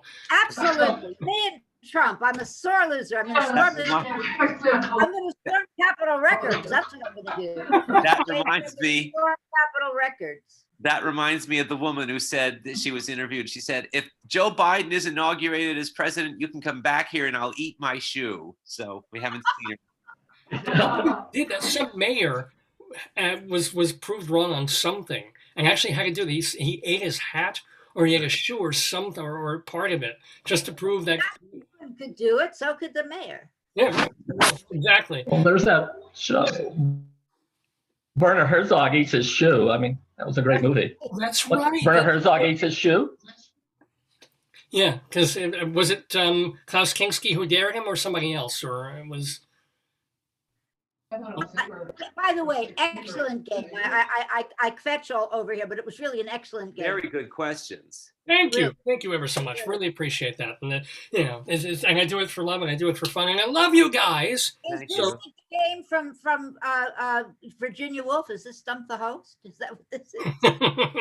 Well, no, because sometimes I get no, it's not my turn. It's his turn. And this time it's nice to hear some nice things from you guys. So I appreciate that. I hope that David and Leslie will be back with us next Saturday for. Think about it. We'll see how we do on Wednesday's trivia. It is this Wednesday. I'm bringing witnesses with me to next week's day. Fair enough. So let me just do a big thank you and a big and reminder of folks, so that Leslie Hope and Blake, remember that you can see her on Critics Circle with our mutual friend Charlie Gross by going to YouTube. Just look for the Critics Circle channel. David Sheward, you can read in his blog, The David Desk, as well as his theater stuff for theaterlife.com and culturalweekly.com. What's over the last week or two? What's 1 or 2 things that you've written about, David? Well, I wrote a review, since there's not too much live theater, I did write a review of One Night in Miami, the movie on Amazon. I did also. Mine is up also. Which is based on a play, coupled with a Zoom reading of a play called Little Wars about a dinner party with Gertrude Stein and Lillian Hellman. I love that. Yeah. And there was also a Zoom musical review called Falling Stars. Well, you're finding all these cool, and you've written about them for those websites. Leslie, you mentioned Life and Cultural Weekly, yes. By the way, David, Dave Lefkowitz, yesterday we interviewed Jessica Scher because we watched her show on Thursday night, her Betty Davis Ain't for Sissies, and she went out to Hoboken and filmed it in a real theater because she's been doing it in her bedroom. We didn't realize that she was basically sitting in a chair doing the whole play. So we can't wait to watch it in March, where she goes around and does everything in costume, which would be lovely. But it's a good show, and evidently she's been doing it for 10 years and played all over the world with it. I know you interviewed her. I didn't hear the interview, so I missed all that. You never tune in to listen to any other part of the can't because I'm not on Facebook. You don't have to be, Leslie. You can go to davesgoneby.com and watch every episode we've ever done. Later, not at the same time. I can see it the next day. But Leslie, you mentioned that you reviewed the same show that David, the same video. Are you writing for anyone? Are you writing theater reviews anywhere? We review at every show. We have at least 1 to 2 reviews. Oh, so it was on the last Critic Circle that you reviewed. As long as it's theater connected, as Dave said. But we also did, and David, I highly recommended the trial of the Chicago 7 because it was written by Aaron Sorkin. So there was our theater connection. Oh, yeah, I've seen it. And both One Night in Miami and Chicago are up for a number of Golden Globe and SAG awards. So right. And I also want to give a big thank you and a welcome to, well, you've been on the show many, many times, but welcome back to Fred Cleaver and Wendy Highby. Now, Wendy, we didn't get to you publish articles and you have a book or 2 out. So people are academically and librarianly inclined. That makes no sense. Where can they get your stuff? Books. LITWI. Litwood Books. Okay. Yeah. Okay, we're either frozen or very much. Yeah. Say it again, Wendy. We can't hear you. Litwood Books is the publisher. It's called Beyond Accommodations. It's about disabilities in libraries. Yeah, it's just very hard to. Oh, there we go. Higher up, Fred. Hold it up right in front of the camera. Litwin Books, and it's reprise capital upside down. So you can read it either right side or Chinese. It works. It's good. So all of you, I want to thank you very, very much for joining me on this Saturday. Happy Valentine's Day to all of you. Wendy, when you play again, Wendy, you have to sit on his lap. And then you hold it up so that we can get you both. There we go. Okay. I never got to do that. I see. Yes, I love that. I see that. Okay. Happy Valentine's Day. Happy Valentine's Day to all of you guys too. Stay healthy, stay well, and I'll see all of you real soon. But I'll see Wendy and Fred, David and Leslie next week for the Today. Yesterday. So easy to mistake us for each other. Take care. Happens all the time. Bye, guys. Bye. Bye-bye. Bye-bye. Okay. Bye. Keep waving. It's a good visual while I be like Grant. There we go.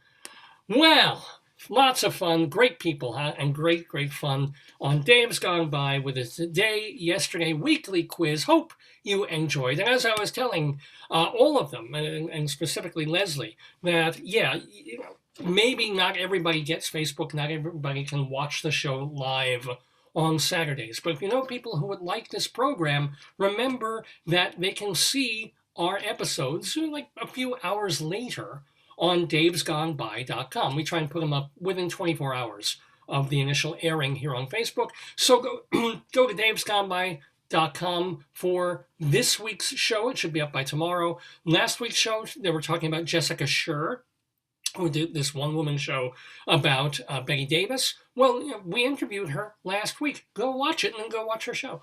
And then the week before that, they're all there at davesgoneby.com. Plus, we put our archives at archive.org, our audio archives at castbox.fm, and all our archives that won't be muted because of copyright rules on YouTube, and where else? And you can watch us on Channel 20 on Monday at 1 a.m. and Tuesday at 4 a.m. if you have Long Island Cablevision, Altice, Optimum, whatever they call it. By the way, also, as long as I'm giving plugs and things like that, I want to remind you that our sponsors include Hewlett Minuteman Press, the copy kings of Broadway. That's Broadway in Hewlett, Long Island, by the way.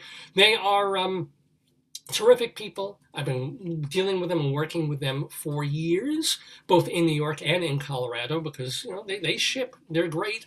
And anything that you can do for your business, they can help you with. You want to get word out about it, you need business cards made up, you need flyers and posters. Do you need, are you having a big business meeting and you have to put together a folder or binders and spiral binders of a presentation? They can help you do any and all of that.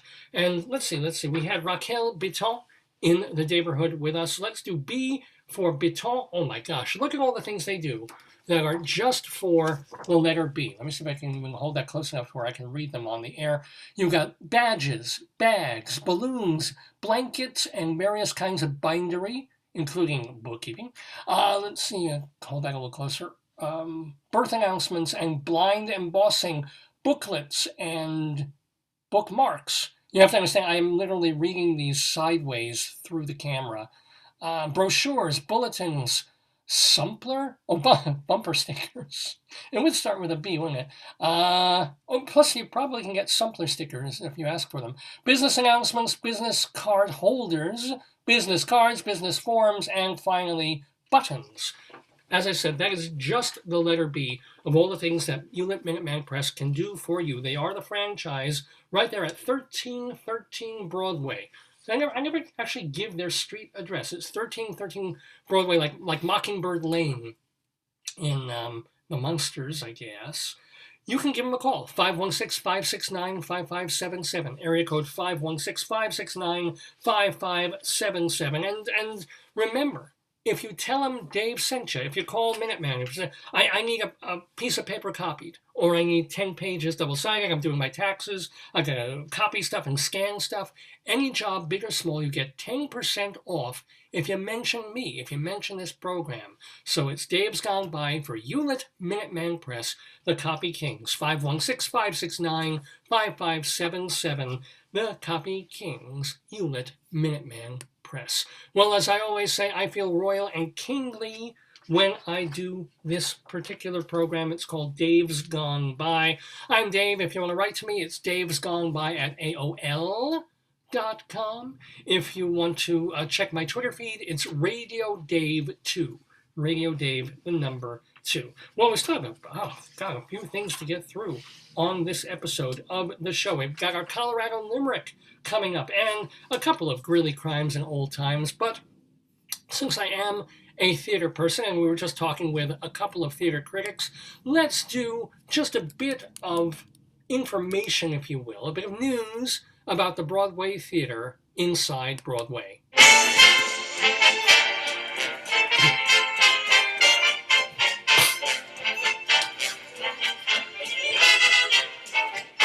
Inside Broadway, a look at theater on and off Broadway and beyond. Brought to you by Total Theater and Performing Arts Insider. Curtain going up.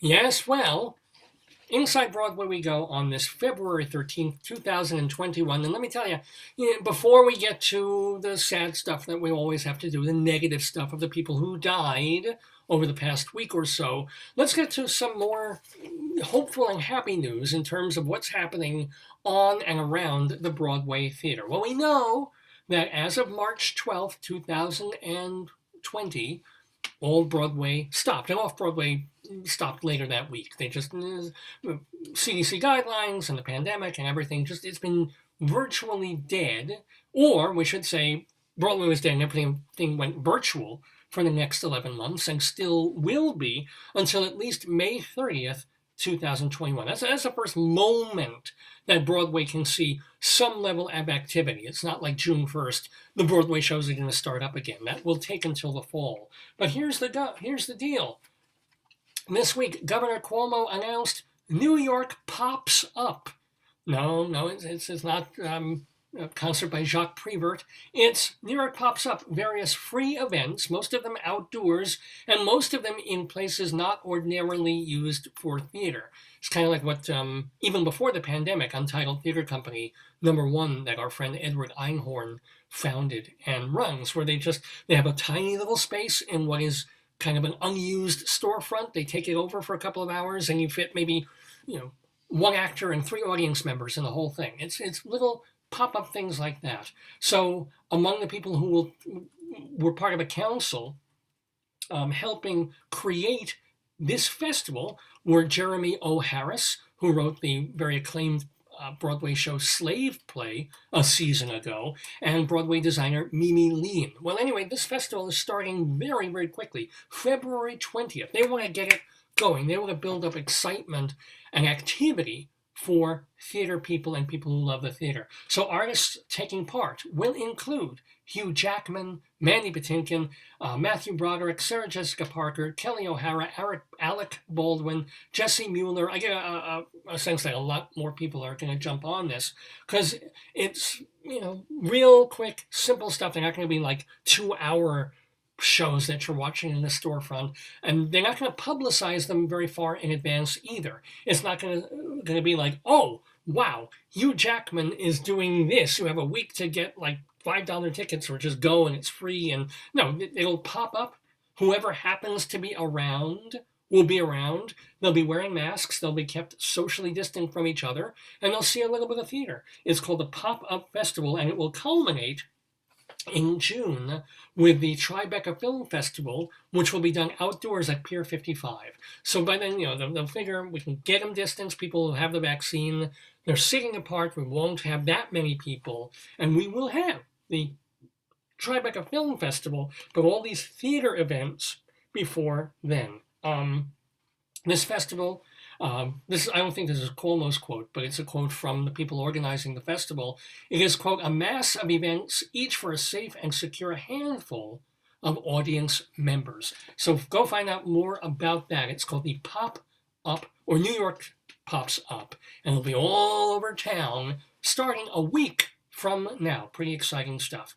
And now we get to what has been the usual only stuff to talk about on the Inside Broadway part of Dave's Gone By. We've got to say farewell to some Broadway people. For example, farewell to British actress Jean Bayliss, who passed away on February 5th. She had cancer. She was 88 years old. She, and Jean Bayliss, you may not have heard of her, British actress, why am I? Well, she was the original Maria when The Sound of Music opened in London back in 1961. So we had Julie Andrews here. They got Jean Bayliss. And her son says that when she was auditioned personally by Richard Rodgers when she was going up for the role in The Sound of Music. He chose her, which is kind of neat. And speaking of the Julie Andrews connection, in the 1950s, she took over for Julie Andrews in The Boyfriend on Broadway. That is her Broadway credit. So farewell to Jean Bayliss. And farewell, oh my gosh, talk about a legendary name of a person who never stuck a toe, I think, probably, on a Broadway theater, but more Broadway people know him or his name than so many others. Joe Allen passed away last Sunday at the age of 87. Joe Allen, man, his Theater District restaurant, which is on Restaurant Row, it's over on West 46th Street, has long been a hangout and second home for theater folks. You know, Sardi's is a little bit more for like the touristy crowd, and it's real close to one part of Broadway, like right next door. So Sardi's, of course, and has all the pictures, the caricatures of actors on the walls. Well, Joe Allen, they put this a couple of blocks away, down towards 8th and 9th Avenue, Restaurant Row. When it opened back in 1965, this was kind of a sketchy area to open a restaurant. And, check this out, back then, a hamburger at Joe Allen's cost 75 cents. Now, if you order the meatloaf there, it's $24. No joke, but still, you know, all things considered for a restaurant in that area, the entrees are in the 20s. It is what it is. That's New York prices. And to sort of match Sardi's wall of caricatures, Joe Allen is known for its wall of flops. So they get posters from shows that didn't have a big splash on Broadway, that maybe closed in a night or a week or many months but lost money. They started doing it after the cast of a show called Kelly gave him a poster of the show to hang. And he said, well, okay, why not do it? It's a pretty poster, we'll put it up. And now they're known for that big wall of flops. And in fact, it was the cast of, I forget, I don't know if it was Nick and Nora who came in, but there was a Broadway flop, decisive flop, about 20, 25 years ago. And they're like, oh, please don't put up our poster. It's too soon. We don't want to see. We don't want to. And Joe Allen was like, wait, you'll want it here. And he was right. It becomes part of Broadway lore. And by the way, Joe Allen himself also owned those two other restaurants down that strip, Orso and Bar Central. So a big farewell to a man who fed a lot of theater-loving and theater-creating people. Farewell to Joe Allen. Well, we're not bidding farewell to this fine publication, Performing Arts Insider, the Bible of Broadway, since 1944. And yes, we've been publishing it throughout the pandemic because, and you can see that, that's what they're spraying down seats here. There's no Broadway at the moment, but there will be. And when there is, you're going to want Performing Arts Insider, which will tell you the scoop on every single show on, off, and off Broadway. For example, if we flip through the pages, first page, all the shows that were running just when the pandemic hit and then had to close on hiatus, shows that were just about to open and didn't get a chance to yet, but are looking to when all these protocols are lifted. There's a map of the Broadway district too. Plus we have a guide to every theater on Broadway, how many seats it has, who owns it, what shows are currently in them, even if they're on hiatus, which ones are available to producers. This is a very, very useful guide to anyone in the Broadway theater business. But we go beyond that. There's a press agents list, all the people who represent the Broadway shows and how to get in touch with them. And this is really cool. During the pandemic, we've been running a virtual theater guide because a lot of you are watching and probably going, well, what good is this to me? If there's no shows to go see on or off Broadway, there's no actors in them to interview. But if you're sitting home and you're tired of, and you don't have cable, right? And you're tired of Amazon Prime and Netflix and HBO and Hulu and all of these, what about a guide to all the virtual shows that you can go on websites, like the stuff that David and Leslie were talking about just before, where you put on your computer and there you can watch a play. Now, some of these are plays that were recorded in theaters maybe a couple of decades ago, and it's a wonder that we still have them available. I was looking up for last week when Christopher Plummer passed, and you can watch him play Hamlet from like 50, 60 years ago. It's on there. It's on YouTube. We've collected all of these, whether you have to pay a little something for them or they're limited runs, or if you just go on YouTube and they're there. We've got the links. We've got the names of the shows of just dozens and dozens of theater that you can watch on your computer. You only find this in Performing Arts Insider, the Bible of Broadway. And then, of course, if you're planning for when Broadway reopens, we do our calendar, day-by-day listings of opening, starting, previews, and closing, and, of course, our comprehensive listings that we're known for. Every single show on the stages of New York, who did all the creators, the performers, the designers, the producers, the press people, the theater, the dates.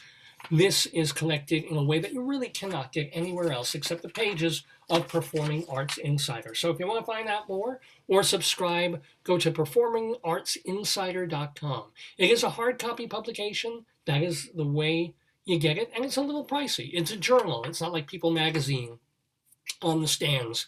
But the people who subscribe renew year after year because there's nowhere else they can get all this info.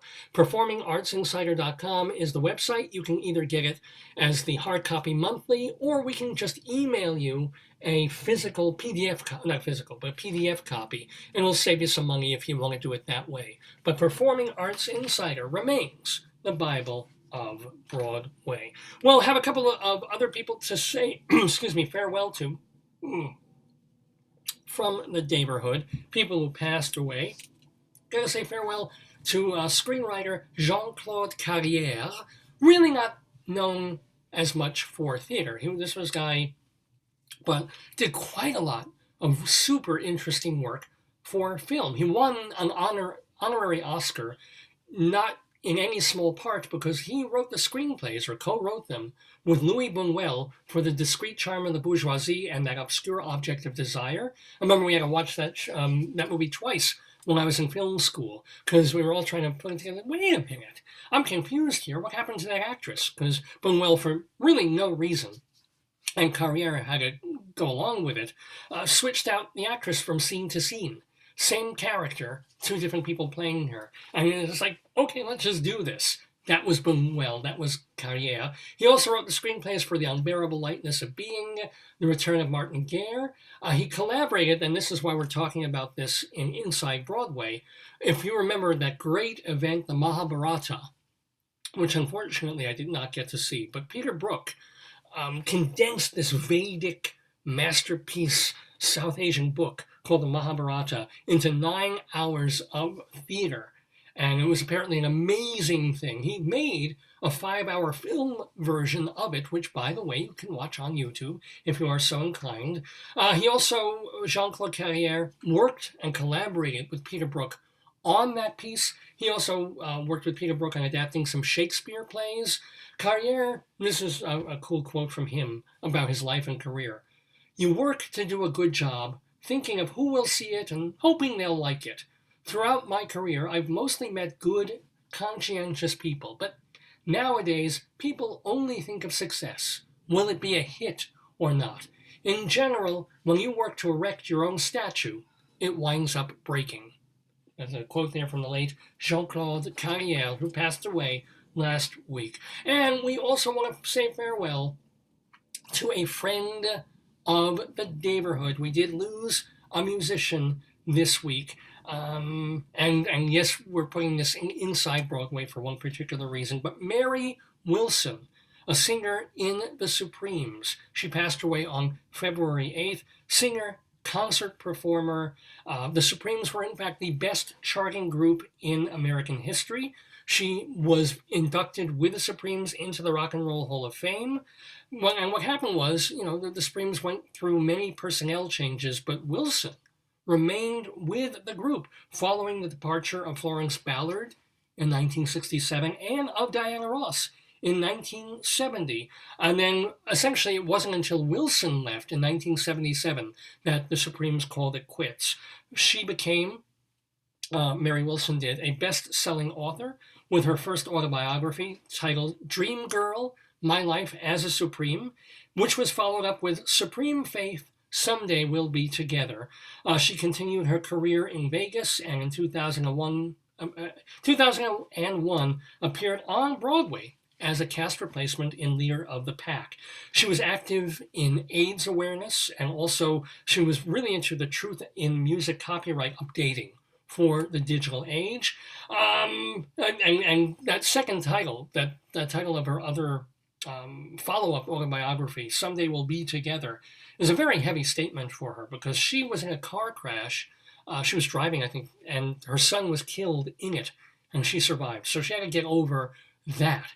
And, if you listen to the interview on Dave's Gone By, she goes into all of that when Mary Wilson was on the show. And by the way, she wasn't retired. She wasn't just sitting home on her hands or whatever. She had planned for 2021 concert dates. She was going to do a couple of weeks at 54 Below in August, presuming that, all the pandemic stuff was done.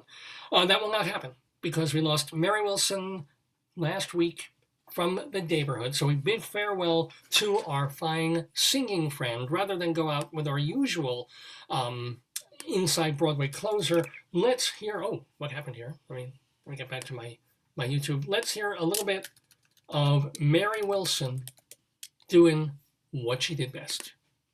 My next song is a song that was written about social injustices, and I don't think it was just written for Black people alone. It was written for all the injustices that have gone on in our world. And I would like to sing it for you now, and hopefully this will bridge the gap if we start talking about problems and bringing things out into the open. Because you see, if we don't heal our planet, our beliefs, and our world, there'll be no planet for our future generations. There'll be no groups left on this earth. For young people to dare to dream on.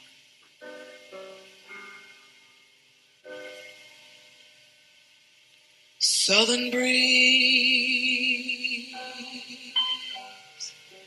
bear a strange fruit, blood on the leaves and blood at the roots, black bodies swinging in the southern breeze,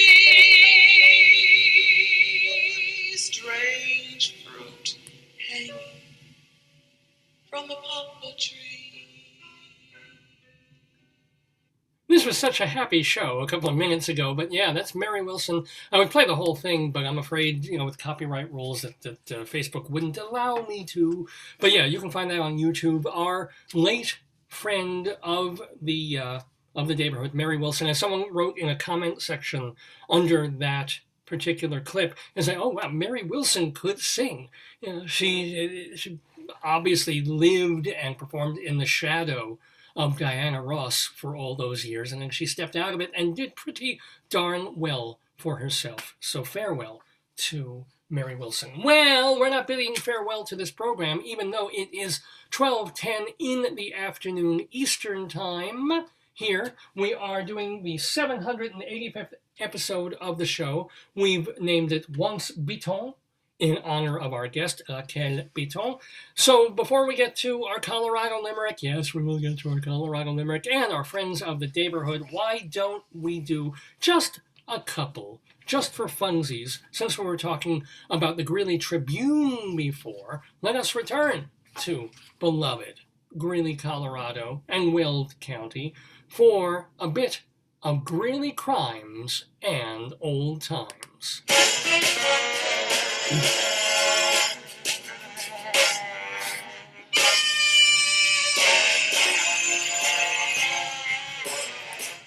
Da da da da, bra da da, diddly doo, diddly doo. Yes, indeed, Greeley crimes and old times. So, as I explained early in the program, what that means is it's a combination of two items that appear every week in the Greeley Tribune. One of them is called Cop Log. It has to do with people calling the police department to inform them of crazy things that are happening in the neighborhood. The funniest ones are put in the paper because it's public record. And then the other is 100 Years Ago, where Mike Peters at the Greeley Tribune goes through the newspapers in 1921 and plucks out amusing, nostalgic things. We mix them up together for Greeley crimes and old times. You ready, hon? Yeah. Ready as she'll ever be. Here is our first aspect of criminality. A caller on 20th Street reported a suspicious man going door to door and offering free gifts for people to go out to his vehicle and give an opinion. It doesn't say about what. It doesn't say whether he asked them to physically get in the car, which you don't do. Just kind of neat. Just go out and give an opinion. All right. Would you? Would I? Not sure. But there's another crime here, a terrible crime in progress. A caller at a liquor store on 8th Avenue, not 8th and 8th, but 8th Avenue, said a man wearing pajamas outside the store was trying to get undressed. All right. I figure if he's already in pajamas, he's already in his sleepwear, he's quite ready to take that nap, as so many people do on 8th Avenue. No real need to declose. Not to mention, we just heard it's freezing in Greeley, Colorado. It's the middle of winter. I think there was a little outside, outside a liquor store? I wonder if that was connected in any way, shape, or form. I just have to wonder. Oh, check this out. From 100 years ago in the newspaper, a Gilchrist man was found guilty of attempted dueling and fined $1,000, a lot of money back then, in county court. He challenged another man to meet him on the railroad tracks near Gilchrist and, quote, fight to the death with guns or knives. The duel never took place. Well, thank goodness for that. But duels, even back then in 1921, attempted and say guns or knives. I would say if he had a knife, I'd choose gun. That's pretty logical to me. If I had the choice between the two, gun would do it. Anyway, a group of coyote hunters determined to rid the county of many of the wild creatures failed to shoot any on Tuesday night. They came straggling through Sligo late at night, completely worn out, and all sorts of excuses were given for not finding any coyotes. My suggestion is next time they just contact the Acme Giant Coyote Trapping Box Company that Warner Brothers makes so well. Let's do another piece of criminality. Police responded to 23rd Avenue, where a caller reported a woman rang the doorbell and pounded on the door before going out to the street and pulling her pants down. Well, I would figure if you're going to do that, if you're going to pull your pants, you're going to want to alert everyone in the neighborhood. Because what fun is pulling your pants down in the middle of the street if nobody's watching? So this makes complete sense to me. You're going to want to go to every house, bang on the door, ring the doorbell. Hey, free show. Look what I'm going to do. And by the way, have you thought about Jehovah? But moving on to one more crime. A caller taking care of a stray cat reported that the cat had an injured tail. The caller said he didn't want anyone in the neighborhood harming animals, so he would walk around with his 9mm. Yeah, that seems like the best plan. You don't want anybody bothering this poor cat, making fun of it because it's got a foreshortened tail. So the best way to forestall anybody messing with a local stray cat is to keep your 9mm revolver handy. This, my friend, this is Colorado, let me tell you. Let's do a Dateline, a piece from not in Colorado. Every week we like to go to another place kind of far away for one piece of weird, odd, fun news that isn't related to Greeley. And today we go to Chicago, Illinois. Well, a Chicago man, speaking of undressing, has an unusual method of calling dibs on a parking space. He has perfected a method of freezing his pants so that they stand on their own. Adam Seltzer of West Ridge, not West Ridge in Greeley, but in Chicago, posted photos to Twitter showing him reserving a shoveled-out parking space using pairs of frozen pants that he then shaped to stand up on their own. Especially in the winter, reserving parking spaces is apparently common in Chicago because, you got to shovel it out, and then you don't want somebody else just driving into it after you've done that work. So he's figured out that he can freeze his pants into a stand-up shape. Other people sometimes use lawn chairs to keep their spaces, or traffic cones. But this guy wrote on Twitter, quote, "Polar vortex fun. Pants with nobody in them. Soak a pair, put outside. In 20 minutes, you can form them to shape, and in another 20, they're solid." Seltzer, and I'm not kidding about this, Seltzer is now working on a method to complete the ensemble by freezing some shirts. Wonderful, wonderful. That Dateline from Chicago on our Greeley crimes and old times. Let's do one or two more, and then we'll move away from this particular segment on Dave's Gone By. Want to let you know that a man in the parking lot of a supermarket called to report the grill on his Ford F-150 was damaged when a shopper pushed the cart into the cart return. This caused another cart to hit the grill of his truck.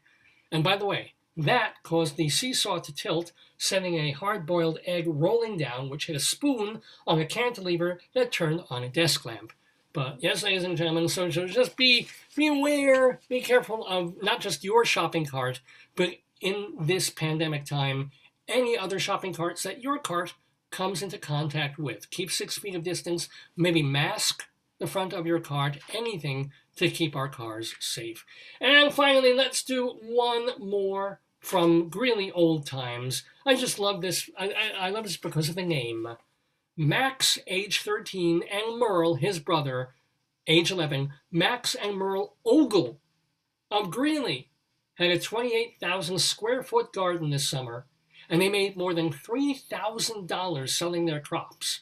It shows what enterprising and hard-working youngsters can do. Can you imagine $3,000 if that's profit back then, 100 years ago? They could retire. They could retire on the crops they made when they were 13 years old. Max and Merle, the Ogle boys. Oh, I'm ogling them as we speak. And that, for this week, is Greeley Crimes and Old Times. Ogle, ogle, ogle, ogle, ogle. Mr. Horace Greeley was no fool. I'm sure that you'll agree with me that Greeley was no fool. What he is getting at is that Mr. Greeley was no fool. Yippee-yi, yippee-yi, yippee-yi, yi, yi, yippee-yi, yippee-yi, yippee-yi.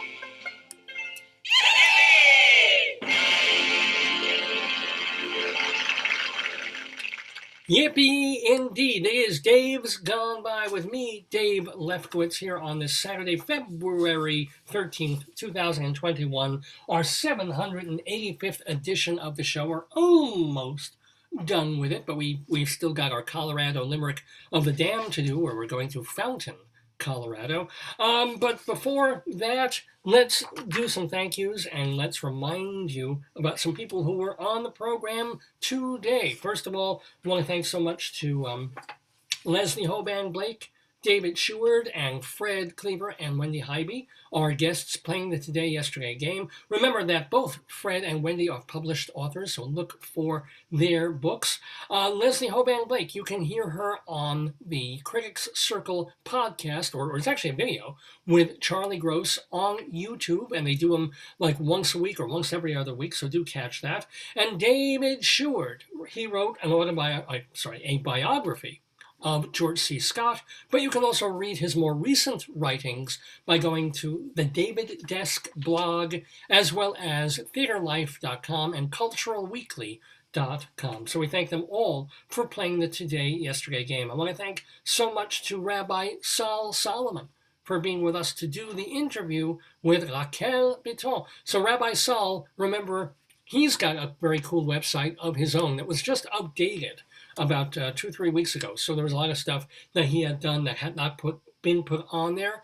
We've updated it. So Rabbi Saul, go to shalomdammit.com. Shalom, DAMMIT, shalomdammit.com. So if you want to read or hear or watch some of his rabbinical reflections, his mini sermons, those are at shalomdammit.com. If you want to see him in his off-Broadway show, Shalom Dammit, An Evening with Rabbi Saul Solomon, go to shalomdammit.com. And if you want to watch, speaking of cable television, the 10 hilarious episodes of his TV show from many years back, you can find them at shalomdammit.com. Rabbi Saul Solomon. And do remember, he has a Twitter feed also. It's at Rabbi Saul Solomon. SOLOMON.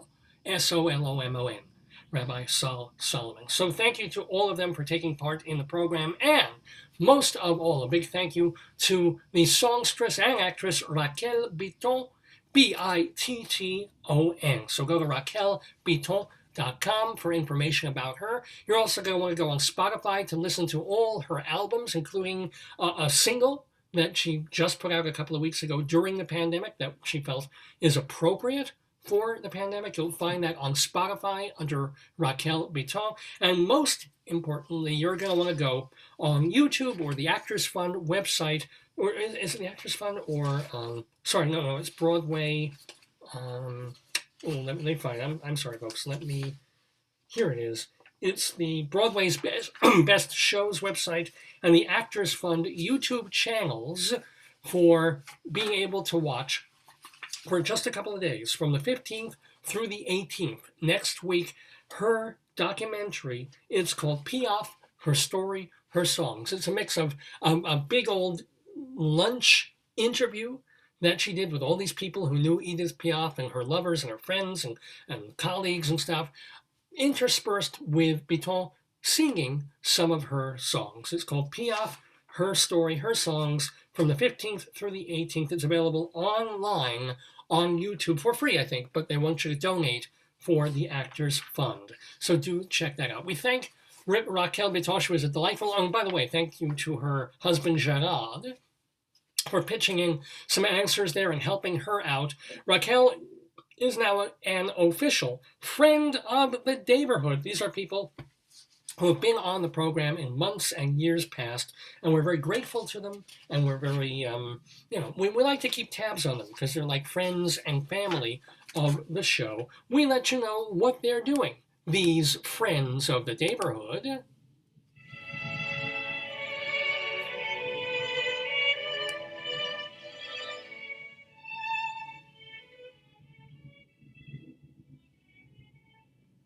So what are the friends of the Daverhood doing this week? Well, I want to remind you one more time that Ben Vereen is giving an 8-week online master class in acting in collaboration with Long Island's Bay Street Theater. So you're going to go to the Bay Street website and find out more about that. You can be taught by Ben Vereen. Lorraine Newman, she taped her memoir for Audible, May You Live in Interesting Times. And I want to let you know, let's see, that Amy Coleman's video in Lockdown with Esther and Henry, featuring her, is on the website for New Yiddish Rep. It's newyiddishrep.org.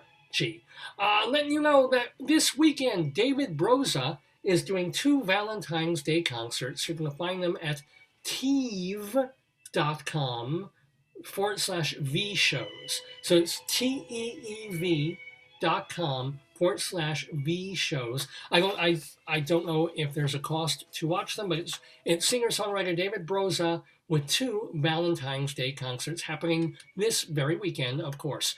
Also, at the no, they're probably not doing that. Let's see, Andrea Marcovici, the wonderful cabaret singer, she is doing concert for the Actors Fund, a benefit also, and that is on YouTube, and that is tomorrow on Valentine's Day. Come on, Andrea Marcovici, Valentine's Day, they go together. You're going to watch that stream on YouTube. I want to also tell you that Eric Harner and several other people are going to be doing a free concert. This is also tomorrow. It's at 7 o'clock at mabelmercer.org. mabelmercer.org. So if there's ever a weekend for cabaret type music and ambiance and romance, these are the things to watch. These are the kinds of folks you want to see. Letting you know, and by the way, I should mention that sometime in the next week or so, among the many offerings of the Irish Repertory Theatre is a review about Noel Coward that features our friend Steve Ross. So you're going to want to check that out as well.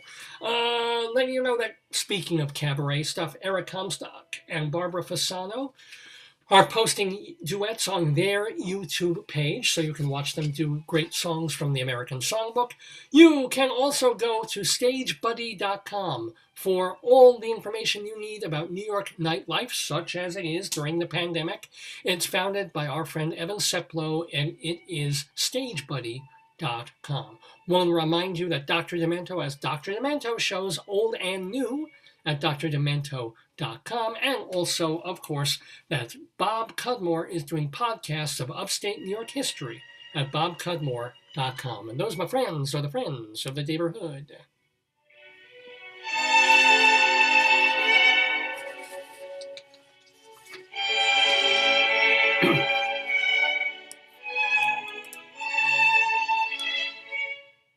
Well, I feel like Dr. Demento, when he always says it's almost funny 5 time, but it is almost funny 5 if you think of the 5 lines that comprise a limerick, because it is time for our Colorado Limerick of the Damned, and this week we're going to a place called Fountain, Colorado. Well, you know what we do in the limerick. I find a place in Colorado and I make a really rude, horrible, sometimes sick poem about it.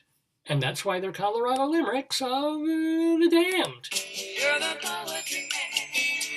A limerick is a comic verse of 5 lines, in which lines 1, 2, and 5 will end with words that rhyme. And likewise, verses 3 and 4 also end with words that rhyme. So this is a limerick. Rocky Mountain, Colorado, Yes, Colorado, indeed, is where we go every week for the Colorado Limerick of the Damned. And this one, as I said, is for Fountain, Colorado. Let me tell you a little bit about Fountain. It's a home rule municipality.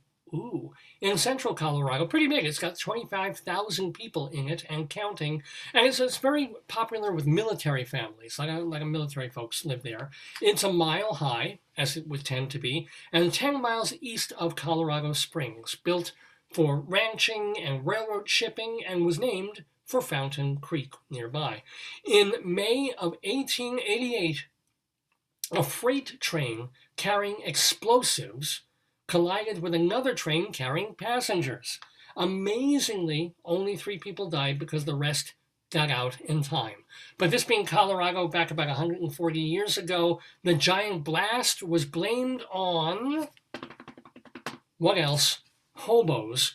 Apparently they murdered a guy and tried to cover it up by, they put him on the train and then disconnected the car he was in, sending that car and a couple of others down the wrong track. Thus, kaboom, and that's at least the legend of how it happened. Wiki, in fact, the blast remains an important event in the cultural history of the city of Fountain. Each July, Wikipedia mentions this, it is commemorated with an annual street dance held at Fountain City Hall Plaza. I love that. It's amazing what time will do and will heal. Here's a horrible event that killed a couple of civilians, blew up a train, and then 140 years later, let's have a dance. Like, boom, it should be Tararabumdie if you think about it. But anyway, that happened in Fountain, Colorado, which has, by the way, been named an All-American City by the New York Times, and it is also home to the Pikes Peak International Raceway. So a pretty popular and cool spot, actually, all these years later, Fountain, Colorado. And yet, it's in the hot seat now because it's going to be our Colorado Limerick of the Damned, Fountain. This one's sort of appropriate considering the fame of the blast there. Some daring young fellows from Fountain went climbing up Mount Evans Mountain till they lost their grip and down they did slip. That's 29 corpses and counting. Yes, send your comments, complaints, and opinions to davesgoneby at AOL.com. Dave's Gone By, DAVESGONEBY. Dave's Gone By at AOL.com, because yes, we do all those Colorado limericks. And by the way, if you want to read the 150-something other limericks that I've written, you can find them. I mean, it's probably more fun to just watch them every week here, but they are part of my archive of the stuff that I've written. You can find that at davelefkowitz.org. davelefkowitz.org. So many of my plays are there that you can read. So if you like one and you want to do it, I'll ask for a very, very, very, very small royalty, just to say that I got paid for my writing. Bunches and bunches of my theater reviews, some of them going back 30 years now. They're on the site. Articles I've written, interviews that I've done with very notable people, all of that, and we keep adding more and more as we can. It's at davelefkowitz.org. Do please check that out.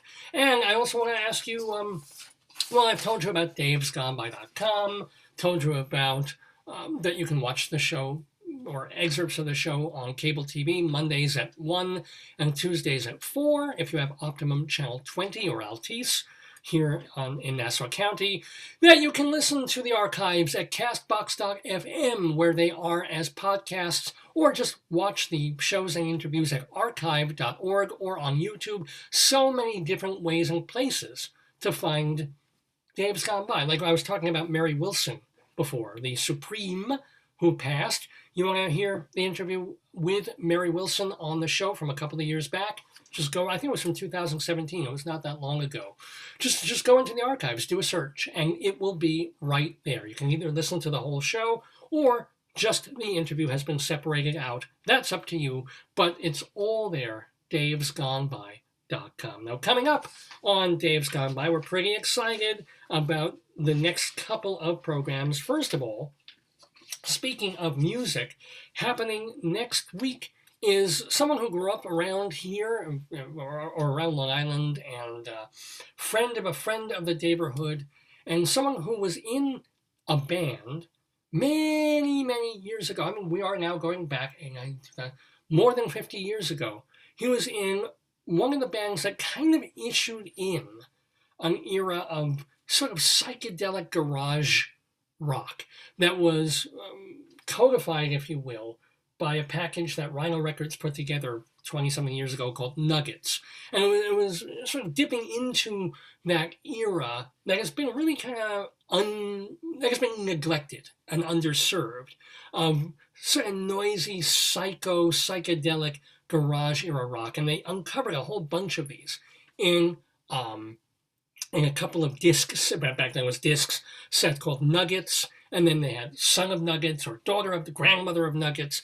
But among the bands that were on that compilation was a band called the Third Bardo, which had a kind of a local, fairly big-ish hit, even though I don't think it made the charts. But the song, they did a couple of songs, the Third Bardo, and a member of the Third Bardo is someone that I've known for a bunch of years, although we've been out of touch. His name is Richard Goldklang, and he's going to talk about what it was to be in a band back then, and of course what he's been doing with his life all these years since then. I think he's been working in computers and doing some other stuff. So Richie Goldklang will be our guest in the Daverhood next Saturday, February 20th. And then the week after that, this is big, this is huge. Really, speaking of music, we have the terrific singer-songwriter, and having listened now to his new album, guitarist, man, he's come up in the world as a guitarist, Matthew Sweet. Now, he's been making music for 3-4 decades already. Everybody basically remembers the hit that his album Girlfriend made in the MTV era. Remember the one with Tuesday Weld on the cover? So Girlfriend. But he's done a ton of music since then. He has a new album called Cat's Paw, and it's really good. If you like good, hard, poppy, singable, hooky, catchy guitar rock, albeit sometimes a little dark in its subject matter, you're going to want to listen to and get and buy Cat's Paw on Spotify or wherever you find your music. That's Matthew Sweet, and Matthew Sweet will be our guest in the Daverhood at the end of the month. I'm very excited about that. But I'm excited about every program that we do here in the Daverhood. So let's wrap this one up. This has been the 785th episode of the show. It is February 13th, 2021. Remember when I started the show? I said that, well, just in case I'm going to hold Dave's Big Dictionary in reserve, and, I had the schedule all thought out, and I don't know, I'm going to run out of stuff to say about 11:45. Nope, didn't happen, doesn't happen. I get the people in here, I get the interviews going, and, there it goes. Most of the time, I run overtime. But I appreciate those of you who tuned in early, tuned in the middle, and tuned in late. And I hope to see you next week in the Daverhood. It just remains for me to thank you all, thank our guests in the Daverhood one more time, especially Rabbi Sal, Raquel Bitton, David Sheward, Leslie Hoban Blake, and Fred Cleaver, and Wendy Highby. And thank you, and most happy and loving Valentine's Day to my darling, wonderful, and very, very tolerant and patient wife, Joyce. So big thank you to her. And again, a big thank you to all of you watching. So yes, if tomorrow is not such a wonderful day for you because Valentine's Day, you're not with anyone, or you're widowed, or not dating, or alone, or something, then use Valentine's Day to appreciate what is in your life and that you do love. Something that you love to do, someplace that you love to go and will go back to when the pandemic's over, or, next week, if it's safe. Celebrate whatever love can mean to you in whatever form that is. So with that in mind, most happy Valentine's Day, and gone by. Days gone by, days gone by. gone by.